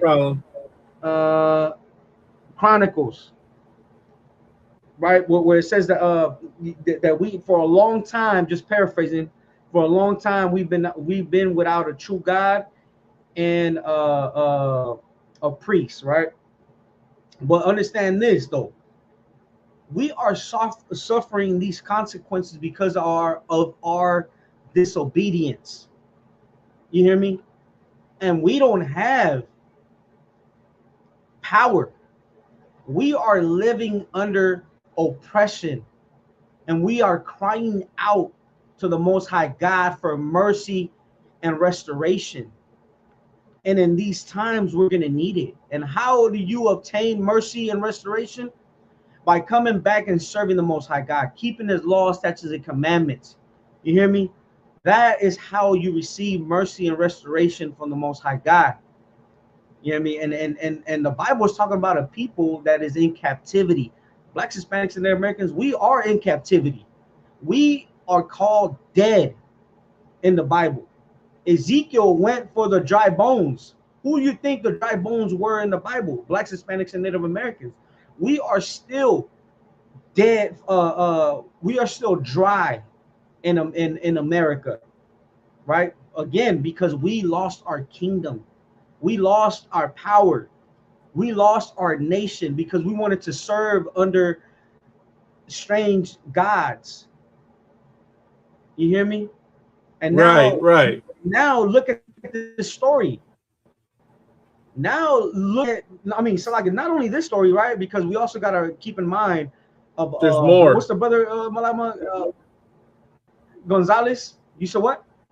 Silverio Villegas Gonzalez. But there's another thing that happened with ICE.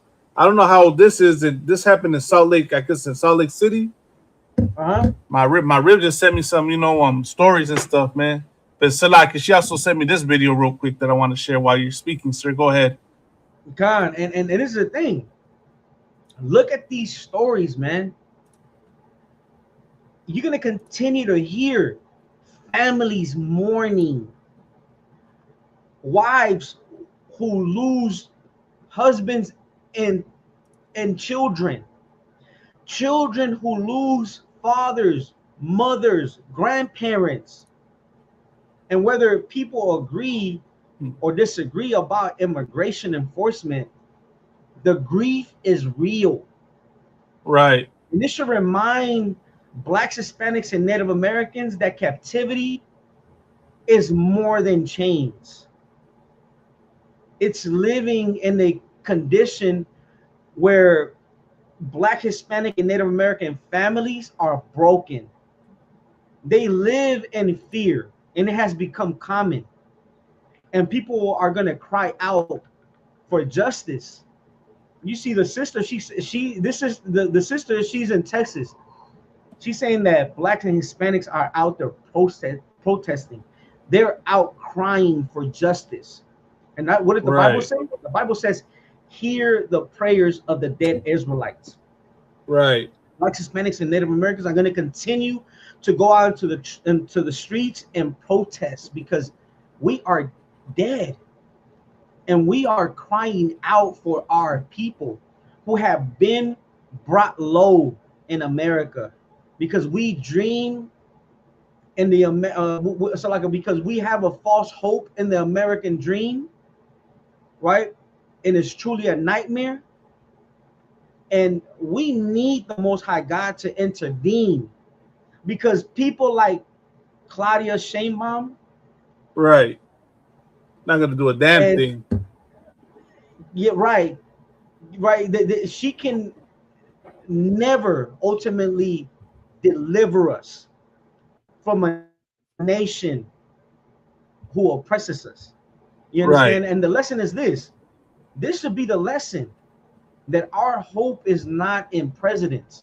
The next presidency, Blacks, Hispanics, and Native Americans should not go out to those ballots and put in a vote. You shouldn't partake in these goddamn political parties. You shouldn't choose and have and side with these governments, because once again, the Bible overrules. The Bible is the authority to the way that we should move. Right. And the one thing that the Bible points out is that Blacks, Hispanics, and Native Americans should come back to the Most High God as one. Because the Most High God is the only one who hears the cries of his people. And he promises restoration. Donald Trump, he promises detention centers. You hear me? Like that America promises detention centers, whether Donald Trump is in office or he's not. Because don't forget, Joe Biden was doing the same thing. Obama, he's the one that started the goddamn detention centers. And black people believe that Obama was the hope, when really he's just another oppressor, right? Melanated,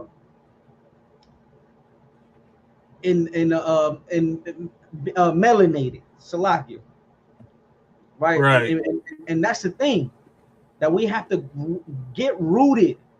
We have to get rooted in our records, which is the Bible. That's our constitution. Right. So we can get liberated from captivity. So we can gain restoration. You hear me? And become a nation that is special. What does the Bible call us, Malakma? Deuteronomy 7:6. Right, special holy people. A holy people. Above all people. Nations. Above all people. You understand? I yield with that, Malakma. Come on, concert. If you see this is a post I was talking about earlier. This is from the user JC Frias. He said, if your feed was full of Vamos Mexico on Sunday, it shouldn't be silent today. Don't be silent today about the Mexican man ICE killed in Houston. Say his name, Lorenzo Salgado Araujo. You know, and definitely don't be silent about that. Remember that. Pay attention, because this is what's really going on, right? I also typed this in to show the magnitude of the problem, right? I typed in how many Latinos have died at the hands of ICE. It says scores of Latinos have died in U.S. immigration and customs enforcement, custody, or during enforcement actions. Recent statistics show 33 in custody deaths in 2025 and at least 21 publicized fatalities by mid-2026. Historically, the majority of these individuals originate from Mexico, Cuba, and Central America. And then, of course, it says you can find an in-depth analysis on these fatalities through reports from Human Rights Watch and the American Immigration Council. You understand? So far, 21 known, right?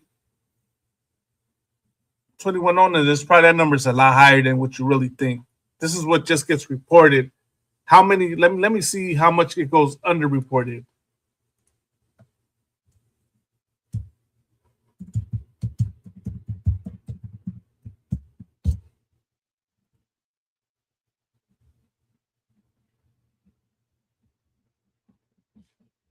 And it says there is no exact public figure for unreported deaths of Latinos in immigration and customs enforcement custody, largely because by definition these fatalities are not tracked or officially acknowledged by the agency.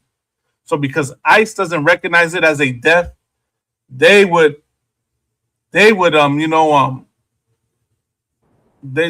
count it. So they'll underreport it. You understand? And it goes, however, known fatalities and missing information are characterized by the following. Official custody deaths in 2025, ICE reported a 2-decade record high of 33 detainee deaths.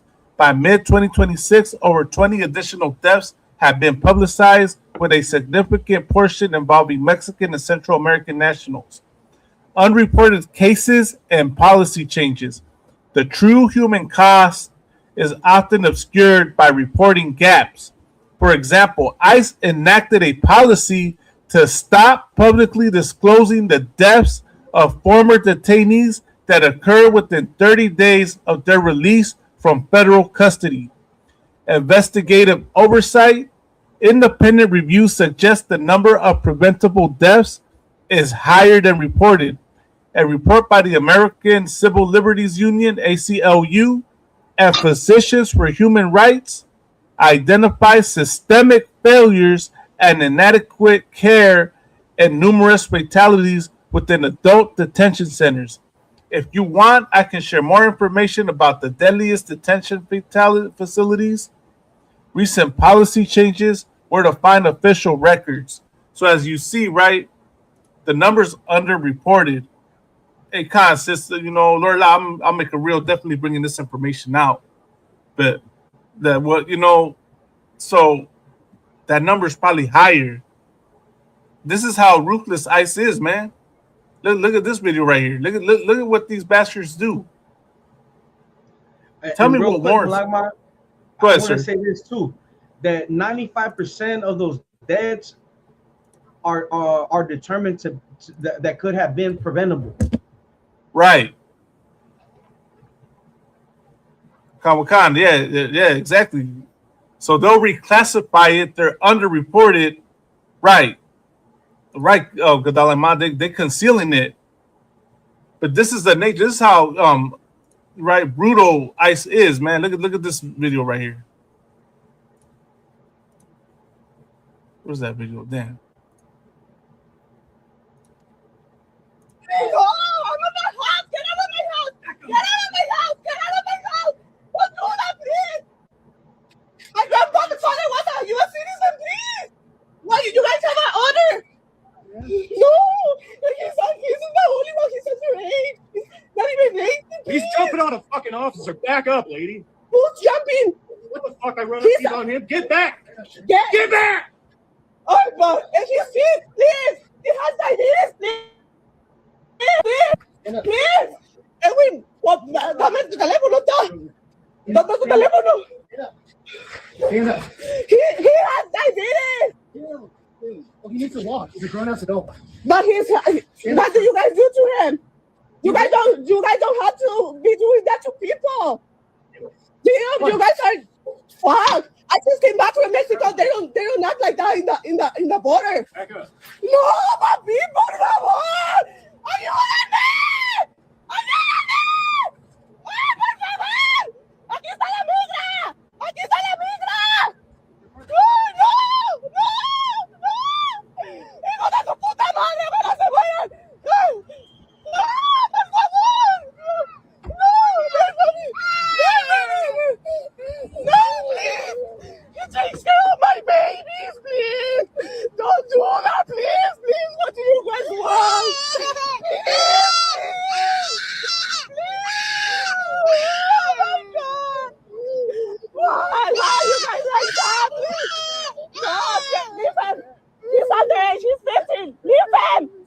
Please help me!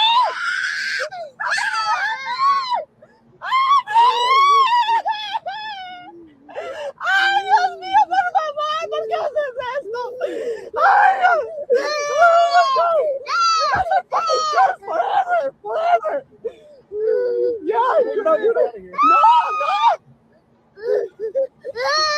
You better be okay!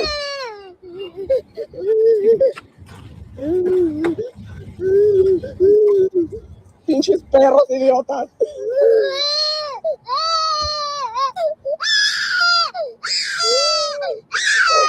You're the only one that helps me, please. Don't do it. Don't do this. No te dejes a tu teléfono. No.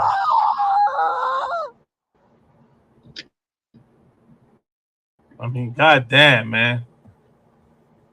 I'm sure Gonzalo Ma said it perfectly. That's a nightmare, man. This is an American nightmare right here. Go ahead, sir. Salakia. I was gonna say, man, look, if you could give me Deuteronomy 28 and 40, it started at 49. Khan, sir. And then we could break this down together because I know this is one of your favorite scriptures too, man. But this is a prophecy, right? Of the Lord prophesied against Cristobal Colon, who is Christopher Columbus. He prophesied against Hernan Cortez and all those damn devils. And this goes down to modern day, down to the ICE agents. You hear me? I got it. The video that we just saw, the Bible is about to break it down. Right. I got it whenever you want me to start reading. What you got, Khan, this is the book of Deuteronomy, chapter 28, verse 49. The Lord shall bring a nation against thee from far, from the end of the earth, as swift as the eagle flieth, a nation whose tongue thou shalt not understand. So, like, sir, did you want to break it down, or? Yeah, I mean, you could add to it too, Carnal, but you know, this is Moses, right? Because this is the book of Deuteronomy, the 28th chapter, and if you read from verse 1 through verse 15, it'll give you the blessings if you obey the Most High God. And from verse 16 on down, it gives you the curses. Now, there's more curses than there is blessings. You hear me? And this is one of the curses that Moses warned the children of Israel, who are blacks, Hispanics, and Native Americans today, that because of our disobedience, the Most High God will send a nation that wouldn't operate with compassion. They wouldn't stop to ask, you know, if you were an elderly, or if your father is on his way to work, or you know, if it's a child. The point of the curse is that the conqueror, the conquistador, right, or the oppressor, right, his first concern is in mercy. You hear me? This is describing what captivity feels like. That the people enforcing the power of their kingdom aren't moved by their tears. This sister was crying. They're not moved by their age or their family. Right. You know what I'm saying? The Bible says that the curse would reach every generation. When you read the book of Deuteronomy, the 28th chapter, right? That and this was going to go into before we go into the next verse. If you want to add to that, Malakman. Khan. It says, the Lord shall bring a nation against thee from far. Ask yourself this question, carnales y mujeres. Where does Donald Trump come from? Where does his family come from? All the cavachos that are here in America today, where do they come from? They're from far, because they're not from here. They're not from this land. They come from Europe. They come from Spain, from Germany, from Britain, from France, from Ireland, Portugal, Switzerland, all them European nations, right? And all them Europe, it says as swift as the eagle fly. What's the symbol for a lot of these nations? The eagle. Especially the Italians, right, which are descendants of the Romans. The eagle was the symbol for Rome. A nation whose tongue thou shalt not understand. For all you pro-indígenas listening, right, out there, ask yourself this, right? Khan says Russia también. But for all you indígenas out there, right? Nican Tlacas, what is it, pan-indigenous, all y'all out there, ask yourself, when your indigenous ancestors encountered the conquistadors, did they understand did they understand Spanish? Did they understand Portuguese or English? No, they did not understand that language. Go ahead, sir. We can go. You want to go to the next verse? Yeah, Khan, verse 50. Khan, this is Deuteronomy chapter 28, verse 50. A nation of fierce countenance, which shall not regard the person of the old, nor shew favor to the young. Right. And then you're going to see a lot of videos emerge, just like this one. You know, it was devastating. It was devastating to see the sister seeing her family getting apprehended like goddamn wild animals. She said, I'm not sure if that was her father, but this is an elderly dad, person, and she said that he's her son diabetic. Right. You know, if they cause this man to bleed, you know, he could lose his life. Right. Or where, you know, he could, wherever he bleeds from, he could lose that body part. Right. Because he's a diabetic. And this is the thing. These are families that are being separated. You saw the brother, he was he was an elderly man being detained. The parents, they were being taken away from their children. You know, right? And this is the thing, that the America only separates Blacks, Hispanics, and Native American families. Back in the day, they separated Black families by trying to give them a gift. They say, you know what, we're going to give you government assistance, but the father can't be in this home. That is separation. Today, right, they're separating families and throwing them into detention centers.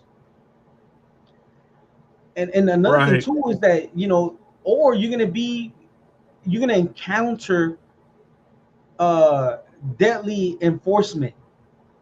You have brothers, what's that brother, the brother that wore the hoodie, Malama? Trayvon Martin. Trayvon Martin. What's the other brother that they got caught in the grocery store? Mike Brown. Mike Brown, right? And then what's his name too? That started the BLM movement. Sorry, say again. George Floyd, right? Those are deadly encounters, and many people are going to see the destruction, and that should be the warning. Just like how you have alarm systems in a building that warns you from fire, from theft, this should be a warning, an alarm system that lets Blacks, Hispanics, and Native Americans know that the people that commit these separations, that commit these deadly encounters, that they are danger. They're dangerous. When around Blacks, Hispanics, and Native Americans. Cyrus Belton, Salakia.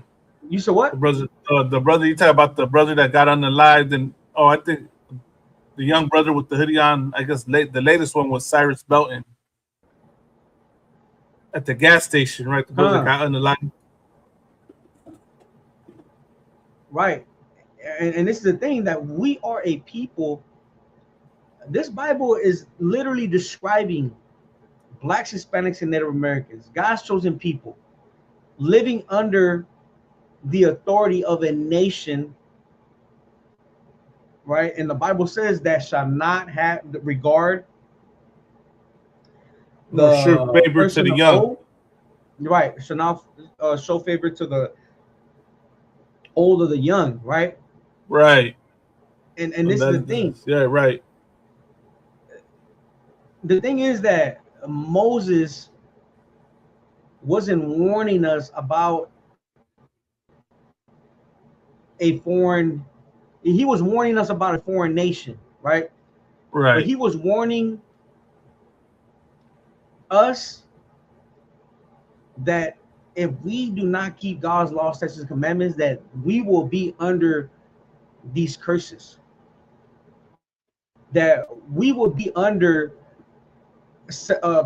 being separated from our families. We will be under deadly encounters. You hear me? Blacks, Hispanics, and Native Americans, you have to be aware. Right? We always say this. You know, the Bible says that Issachar was what did it say, Malama? You could paraphrase it for me. What are you talking was about? an understanding. We had understanding of the times. Right, we had an understanding of the times, knowing you know what time it was, like when situations would arise. Right, meaning that we have discernment. Right, and this is the thing: you got to have discernment when these things happen about in our communities. You have to tell yourself, you know what? I live in America, yes, but I'm not for America. Damn right. You understand? The Chinese man does it. He lives in America, but he's not for America. The Arab does it. He lives in America, but he's not for America. The Hindu, the East Indian, the African. I'm not talking about African Americans, right? Because they're not African. They were told they are, but they were lied to. Just like how Hispanics were lied to. They told us that we were, you know, mestizos. We were half Spanish. That's a goddamn lie. Right. You understand? And this is the thing, that we have to have a discernment, and we have to say, you know what? The oppressor is the goddamn devil that the Bible speaks of. Now, if you own a business, it doesn't mean that you don't have to, you know, make business deals with the oppressor. Take their money, man. Get paid. But when it comes, look what happened to this brother. What's that brother that recently went on a boat ride? Right. I know what you're talking about. The only brother caught around all devils ends up coming missing and drowning and losing his life. Now, there's another story of a sister who went into had an all girls night, and she was the only black woman around devils and end up losing her life. You gotta have better discernment. You gotta have understanding of the times. You gotta understand that right now, Blacks, Hispanics, and Native Americans are hated by America. No, the brother's name is Nolan. Went to spirit. So like if I can add también, there was a carnal not too long ago that went on a camping trip with his white buddies. He was in Esau's military. He went on a camping trip to some island and he never came back. God damn. I think they found him dismembered. That is oppression, man. Right. You know, and they say that the cartels are brutal because they dismember bodies. But who did they learn it from? The Jewish man. They learned it from the oppressor. They learned how to chop up bodies, right, from the oppressor. Right. And it's the thing that the Bible is saying, that the oppressor doesn't care about your status. He doesn't care about your age.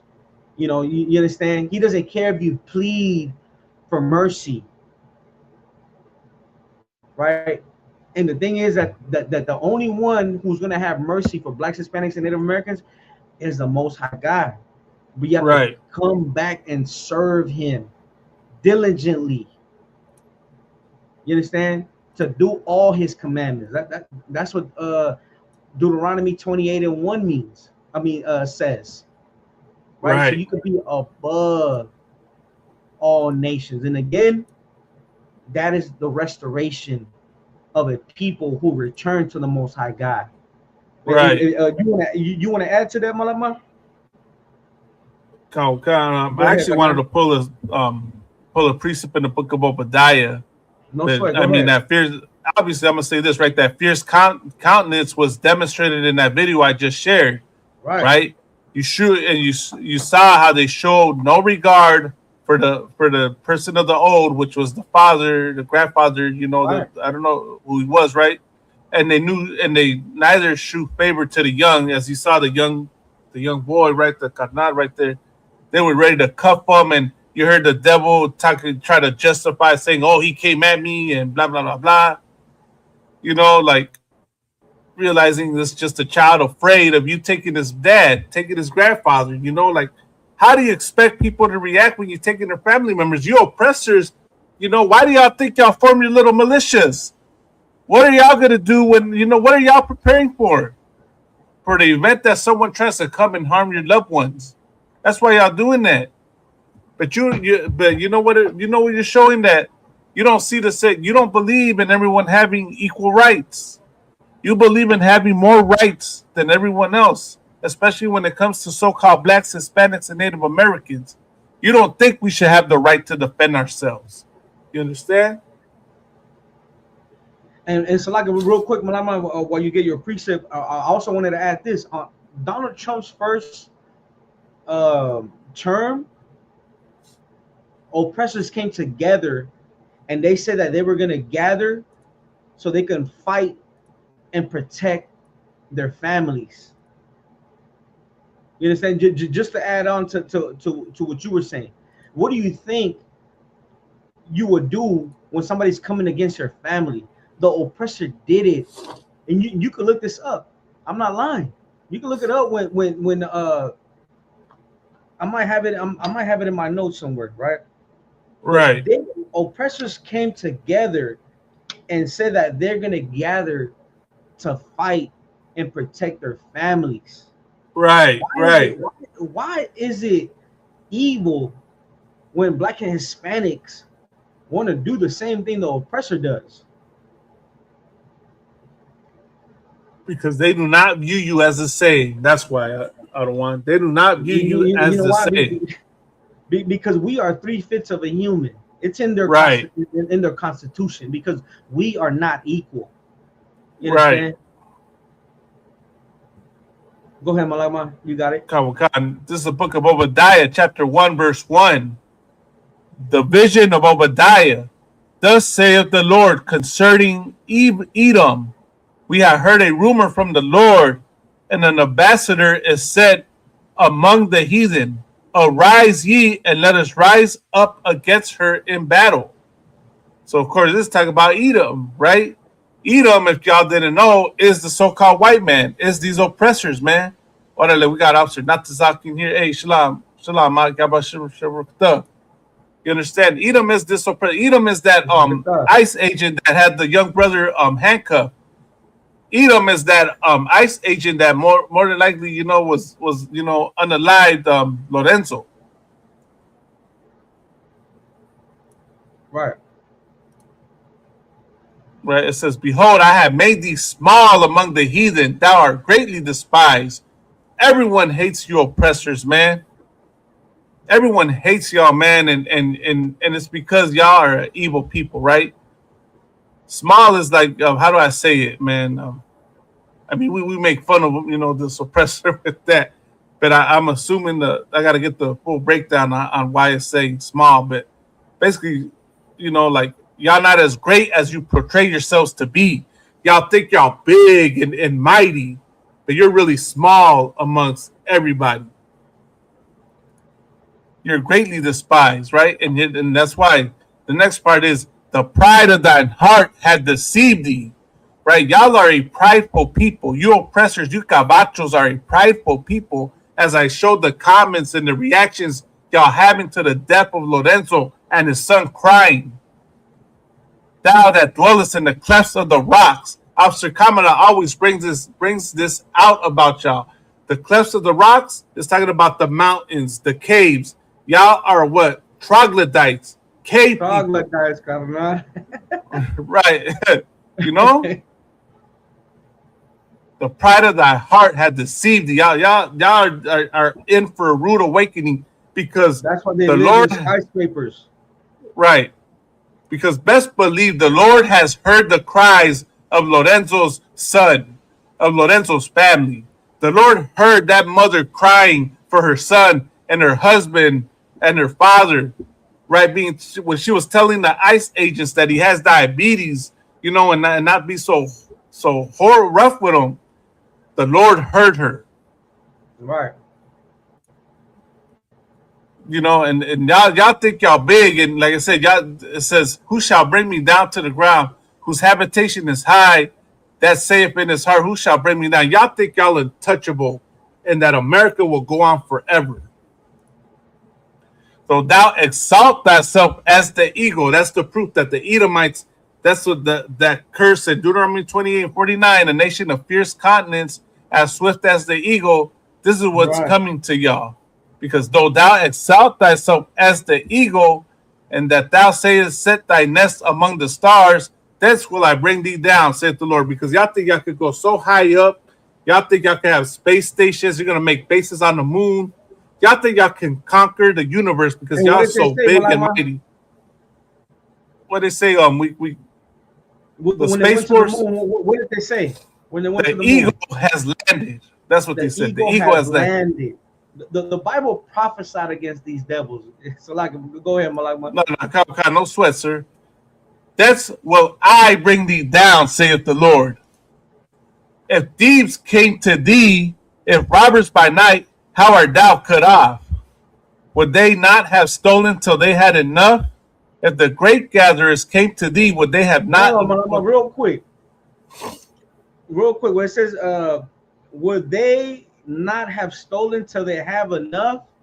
Right. Here's the thing, that the oppressor goes into every country and steals.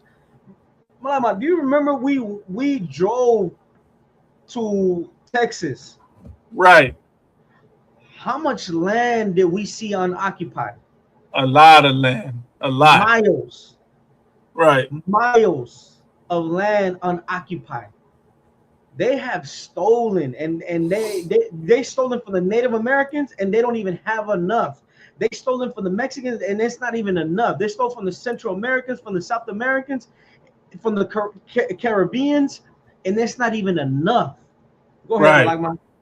No, come on, sir. Yeah, it's not even enough. It also shows like how ruthless they are, right? That's what it's talking about. So like, not as I said. That eagle about to extinct. Right. Damn right. Hold on.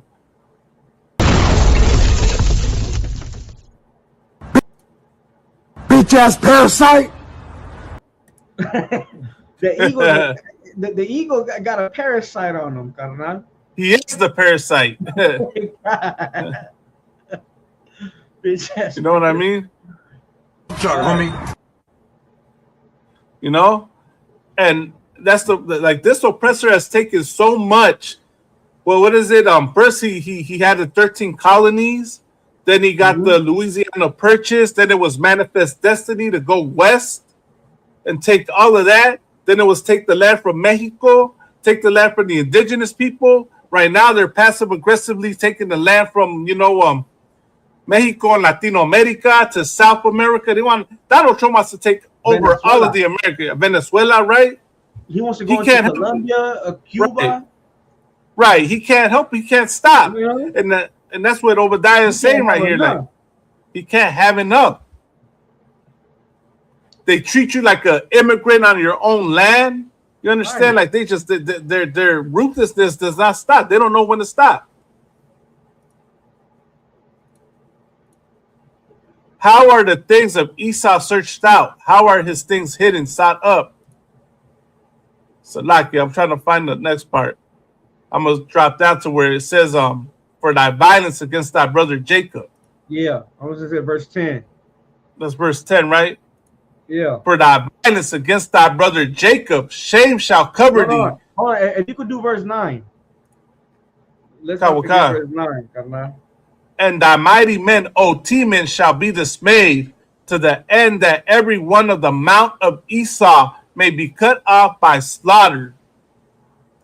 Man, there's going to be a day where the oppressor is going to be cut off by slaughter. Christ is going to give the order after they serve their bondage, their slavery. You best believe that the oppressor, the white man, he's going to serve slavery. He's going to be a servant unto blacks, Hispanics, and Native Americans. And then Christ is going to give the order, and we're going to slaughter them. It's going to be a glorious day when they're going to be extinct, and they're going to be what is Michael Jackson in a museum? What is it called? Right. Oh, the Wax Museum, the Natural History Museum. They're going to be wax figures. Right. What's it saying? This the man? This the man that made the earth to tremble? Right. Right. You know what I'm saying? They're no longer gonna be a living soul, but they're gonna be wax figures. Right. Go ahead. They're gonna be a Khan. It says, for thy violence against thy brother Jacob, for the death of Lorenzo, for the death of Silverio, for the death of Keith, for the death of what's that brother's name? Of Nolan, for the death of Cyrus, for the death of Trayvon, for the death of what's that brother's name? John Hernandez, for the death of all them people that died in that Walmart in El Paso, them brothers and sisters that died in Buffalo, for the deaths, the transatlantic slave trade, right? For the transatlantic slave trade, for the genocide of the Native Americans. Right, for the genocide of indigenous people, the boarding schools, the missions, right? The Christopher Columbus, 1492. For thy violence against thy brother Jacob, shame shall cover thee. And that's the reason why the Most High God says that they should be slaughtered. He's given the reasons, because the Most High God is a righteous judge. Right. And he's letting the whole world know that shame shall cover you, and that you're going to be cut off. Sandra Bland, the sister said. Right. Go ahead, Malama. Shame shall cover thee, and thou shalt be cut off forever. Man, you are going to be exterminated, annihilated. You shall never, there's no chance of mercy for your oppressors or salvation at all, man. You're going to be eradicated. And guess what? Right. Once again, Christ is going to give the order. You could get that in the book of Luke 19 and 27. I'm going to show you how Christ, you believe Christ is going to come back and give hugs and kisses. We're going to see the true character of Christ in the Bible, in the Holy Bible. Well, but this is not your Christ, right? Don't you know that Christ is an austere man? Right. And he's serious about the Most High God's business. You got them, Malama? Khan, this is a book of Luke, chapter 19, verse 27. But those my enemies, which would not that I should reign over them, bring hither and slay them before me.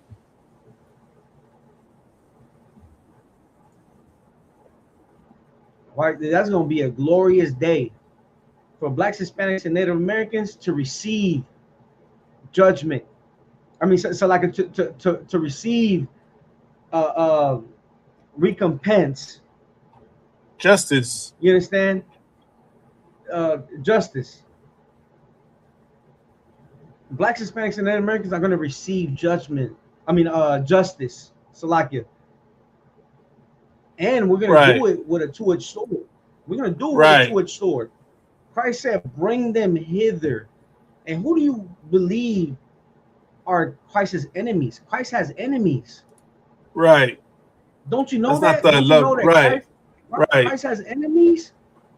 According to the Bible, Christ is a black man. But who portrayed themselves to be Christ? Right. You know, he has blue eyes. He has dog stringy hair. Who's that? The oppressor. And he did that because he is an enemy to Christ. Right. But guess what? There's going to be a day where Christ is going to say, bring them hither, meaning bring them here and slay them before me. Damn right. We're going to take that two-edged sword, chakata. That's what the Dominicans say, chakata. You're going to cut your head off your neck because you are a goddamn... and the Bible already the Bible already gave us the righteous judgment because you have had a perpetual hatred against your brother, blacks, Hispanics, and Native Americans. Right. And therefore, your head needs to come off your goddamn neck. So like I don't want they think Christ came to blanket race across the world. Right. When Christ himself said that he was only sent to the lost sheep of the house of Israel. How the hell was he sent, across the world? Right. That was a goddamn lie. Right.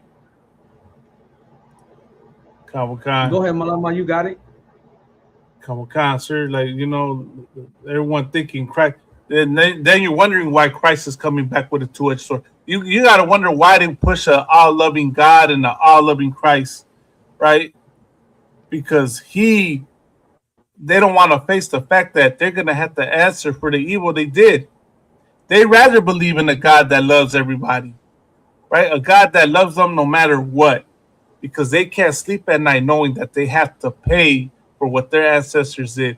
They have to pay for what that ICE agent did. They have to pay for what they do to our families, to our people, man, for that poor sister and the pain she suffered. You're going to have to pay as a nation. And those are my words. That's God's words for thy violence against thy brother Jacob. You understand? So all y'all get mad and then for you brothers and sisters that want to be Christians and save the white man, you can't save them. Ain't nothing y'all can do to save them, right? God is going to deal with that, man. And that's that. And I'd advise y'all to just get the hell as far away as y'all can from gabachos, man. This is the reason why you should never date a gabacha or a gabacho for you women out there, man. Because you're putting yourself at risk. You understand? Your safety's at risk. And you know what, man? You disappoint God doing that, man. You're showing how much you hate yourself also when you do that. And right now, it's not the time to hate yourself. Right now, it's the time to start loving yourself, man. Love yourself, but build and have that love towards your people, man. Because your people need it. Because we hate each other is why these situations happen as well, man. Because Officer Gadalama put, he that does not gather with me is against me. He that loves this world is an enemy of God. Right, you can't love this world, man. This is the white man's world. How you gonna love that? Love God. Do what God told you to do, man. And that's how these situations will stop. But so like, sir, I know we like it's 40 minutes over. We hella time over. Yeah, we went on, man. We got into it, man. This is a good, this is a heavy topic that we covered tonight, So Salak, and I want to remind people because you said about we shouldn't have interracial marriages, man. Like, don't forget about this damn devil, right? Because it could happen also. You've seen stories about sisters who are in relationships with the oppressor. They end up losing their lives. Now, this is a sister. This is a brother who lost his life to a goddamn devil. This woman, Sarah Bone from Florida, don't forget how she got this brother intoxicated and then convinced the brother, George Torres, to get inside of a suitcase. God damn. What does the Bible say, Malama? That the words are smoother than butter. The words in their heart. But what does it say? But a sword Right, like the words out of his mouth were smoother than butter, but war was in his heart. But His what was in words his were heart? softer than what is it? His words were The softer than oil? oil, but yet were they drawn swords. Right. And this is a damn devil. Sarah Bone got the brother intoxicated, this brother George Torres, and convinced him to get inside of a suitcase, and he suffocated. He God damn. zipped them up, he trapped them inside, and he got asphyxiation. Right? God damn, man. That's one. This goddamn devil. It was another one too. But you know, and that's the thing. Going back to the brother who lost his life on the boat. I mean, we went on a boat trip with these damn devils. The sister Right. who lost her life, you know, at a all girls night, but it was all devils night, really, right? And then, you know, blacks and browns who lose their lives at the hand of the oppressor. Salaga, sir. I think we just found our topic for the next episode. Go ahead. So, like, I know you heard me. I said I think we found our topic for the next episode. No, yeah, come. What is it? That why we shouldn't do the interracial marriages, man. Okay, damn right. Yeah. Interracial marriages and affiliations. Right. Why we shouldn't be affiliated or you know. Yeah. Right. Yeah.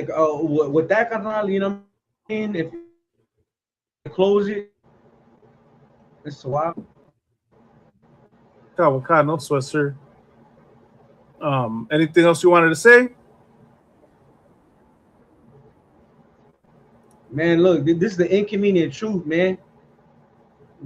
This is what most people are afraid to stand for, because they're afraid of what's the word I'm looking for? They are afraid of being excommunicated. Right. They are Right. afraid, right? Because this is a thing that if you don't fall under peer pressure, if you don't have the same belief system, right, you're gonna be excommunicated, and that's not true. You know what I mean? If you're a real nigga, people are gonna fuck with you. So like you for my lack of words, right? And it's a thing that the truth, whether you believe it, understand it, right? The truth is the truth. Right. And this is the inconvenient truth, man. Right. Brought to you by Officer Malagma. It's like Officer Lahab, Officer Malagma, and myself, Kamada. Right. And the sister said, Angie Diaz, you're right. This is, I have that in my story too, sis. She was decapitated by this goddamn devil. I think it happened in Texas. Jared Jesus Christ, you're right. Damn. Jared Dickens. I was gonna mention that too, but you know what I mean. And the sister, she was originally from Nicaragua, and they were a newlywed couple. And this is the thing that, again, this happened in Weller County in Texas. You're right, sis. Don't forget Angie Diaz. Damn. He was decapitated by this goddamn devil, right? And this happened in 2023, January. I'll say it again, right? That's an extremely violent. God damn. You know, crime. Oh, look at it closely. Look at it closely. Don't end up like our dead Israelites brothers and sisters. Right, you know right. Have understanding of the times. Have some discernment, man. Go ahead, Malama, you got it? No sweat, sir. Yeah, definitely. Have discernment, have the understanding of the times. Know that for everything there's a season, there's a time for war and a time for peace, a time to love and a time to hate, man. Raza, carnales y mujeres, now is the high time to awake out of sleep, man. Look and learn to love your brother as yourself, man, and learn the truth about who you are, man. Look at what's the proof that you're an Israelite, the proof that you're supposed to follow God is in looking at all the hell that's going on around you, man. All of y'all out there got some type of revolutionary movement, got some type of activism. For what? In response to all the horrible things that go on around you. Well, here in the ISUPK under Commanding Junior Hanna, we're telling you why it's happening and what can be done to end it, man. I'm tired of it. I know y'all are tired of it. You understand? And that's why you have to come in here and learn the truth, man. So for that, man, for anybody, you know, tuning in that, you know, that's not, you know, that wants to inquire about coming to class, isupk.com, man. Also, we you can DM us, right, on all our social media platforms. You know, we're on TikTok, Instagram, Facebook, YouTube. We're on Discord, Twitch. I'm working in the process of setting up those channels so we can go live on there. But also, you know, of course, we also have our email address, which is the Inconvenient Truth 1969. You can email us as well with any questions, or if you want to acquire more information about coming to class. Pay your tithes. You understand? But with all that, man, like Officer Commandant brought out, right, and shout out to Officer Regalia, wake your goddamn game up, man. Ponte trucha, carnales y mujeres, because it's only going to get crazier, man. With that, Lord allow, go ahead, sir. Salaki. Real quick, Salaki, carnal, not to cut you off, but, you know, the sister said the grass ain't greener over there, sisters. Right. And brothers as Most well. High in Christ. You understand? Like, don't let it hit home in order for you to wake out of sleep, right? And that's going back to Romans, what was it, 13, Malakma? Romans 13 and 11. Yeah, now it is hot. You know, yeah. Wake out of sleep. That knowing the time. Right. Yeah, Conker. And that knowing the time, it is hot to wake out of sleep. Yeah, Conker. Now you can finish also like it, Conker. Nah, no sweat. Nah, I appreciate that, sir. No problem, man. You know, so take heed to what we're saying, man. Tune in, contact us. Got any questions? Type them, man. Damn right, sis. Or damn right, Kanana Salak. Get in class, pay your tithes.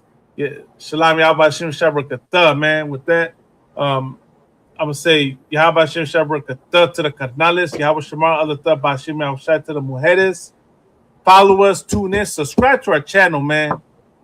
But with that, man, we'll be back at it again. Lord allow, I can go live in these next couple of days. But with that, man, Lord allow, we'll definitely go live next Wednesday, man.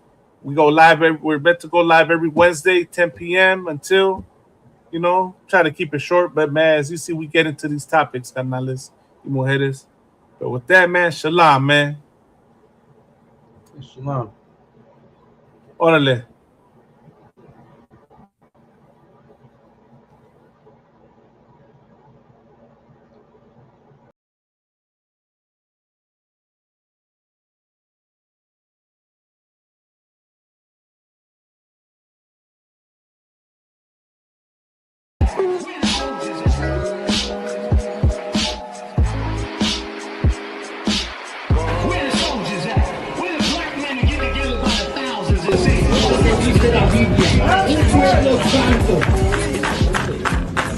Jehová, tu Dios, te ha escogido para hacerle un pueblo especial. Jehová, tu Dios, te ha escogido para hacerle un pueblo especial. Un pueblo. No está hablando de los chinos, no está hablando de los árabes, no está hablando de los japoneses, de nosotros. Nosotros somos la gente más odiada en este mundo, más odiada. Y toda la gente de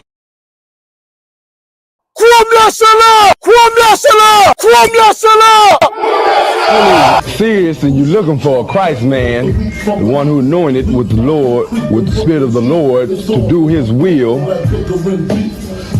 I'm that nigga.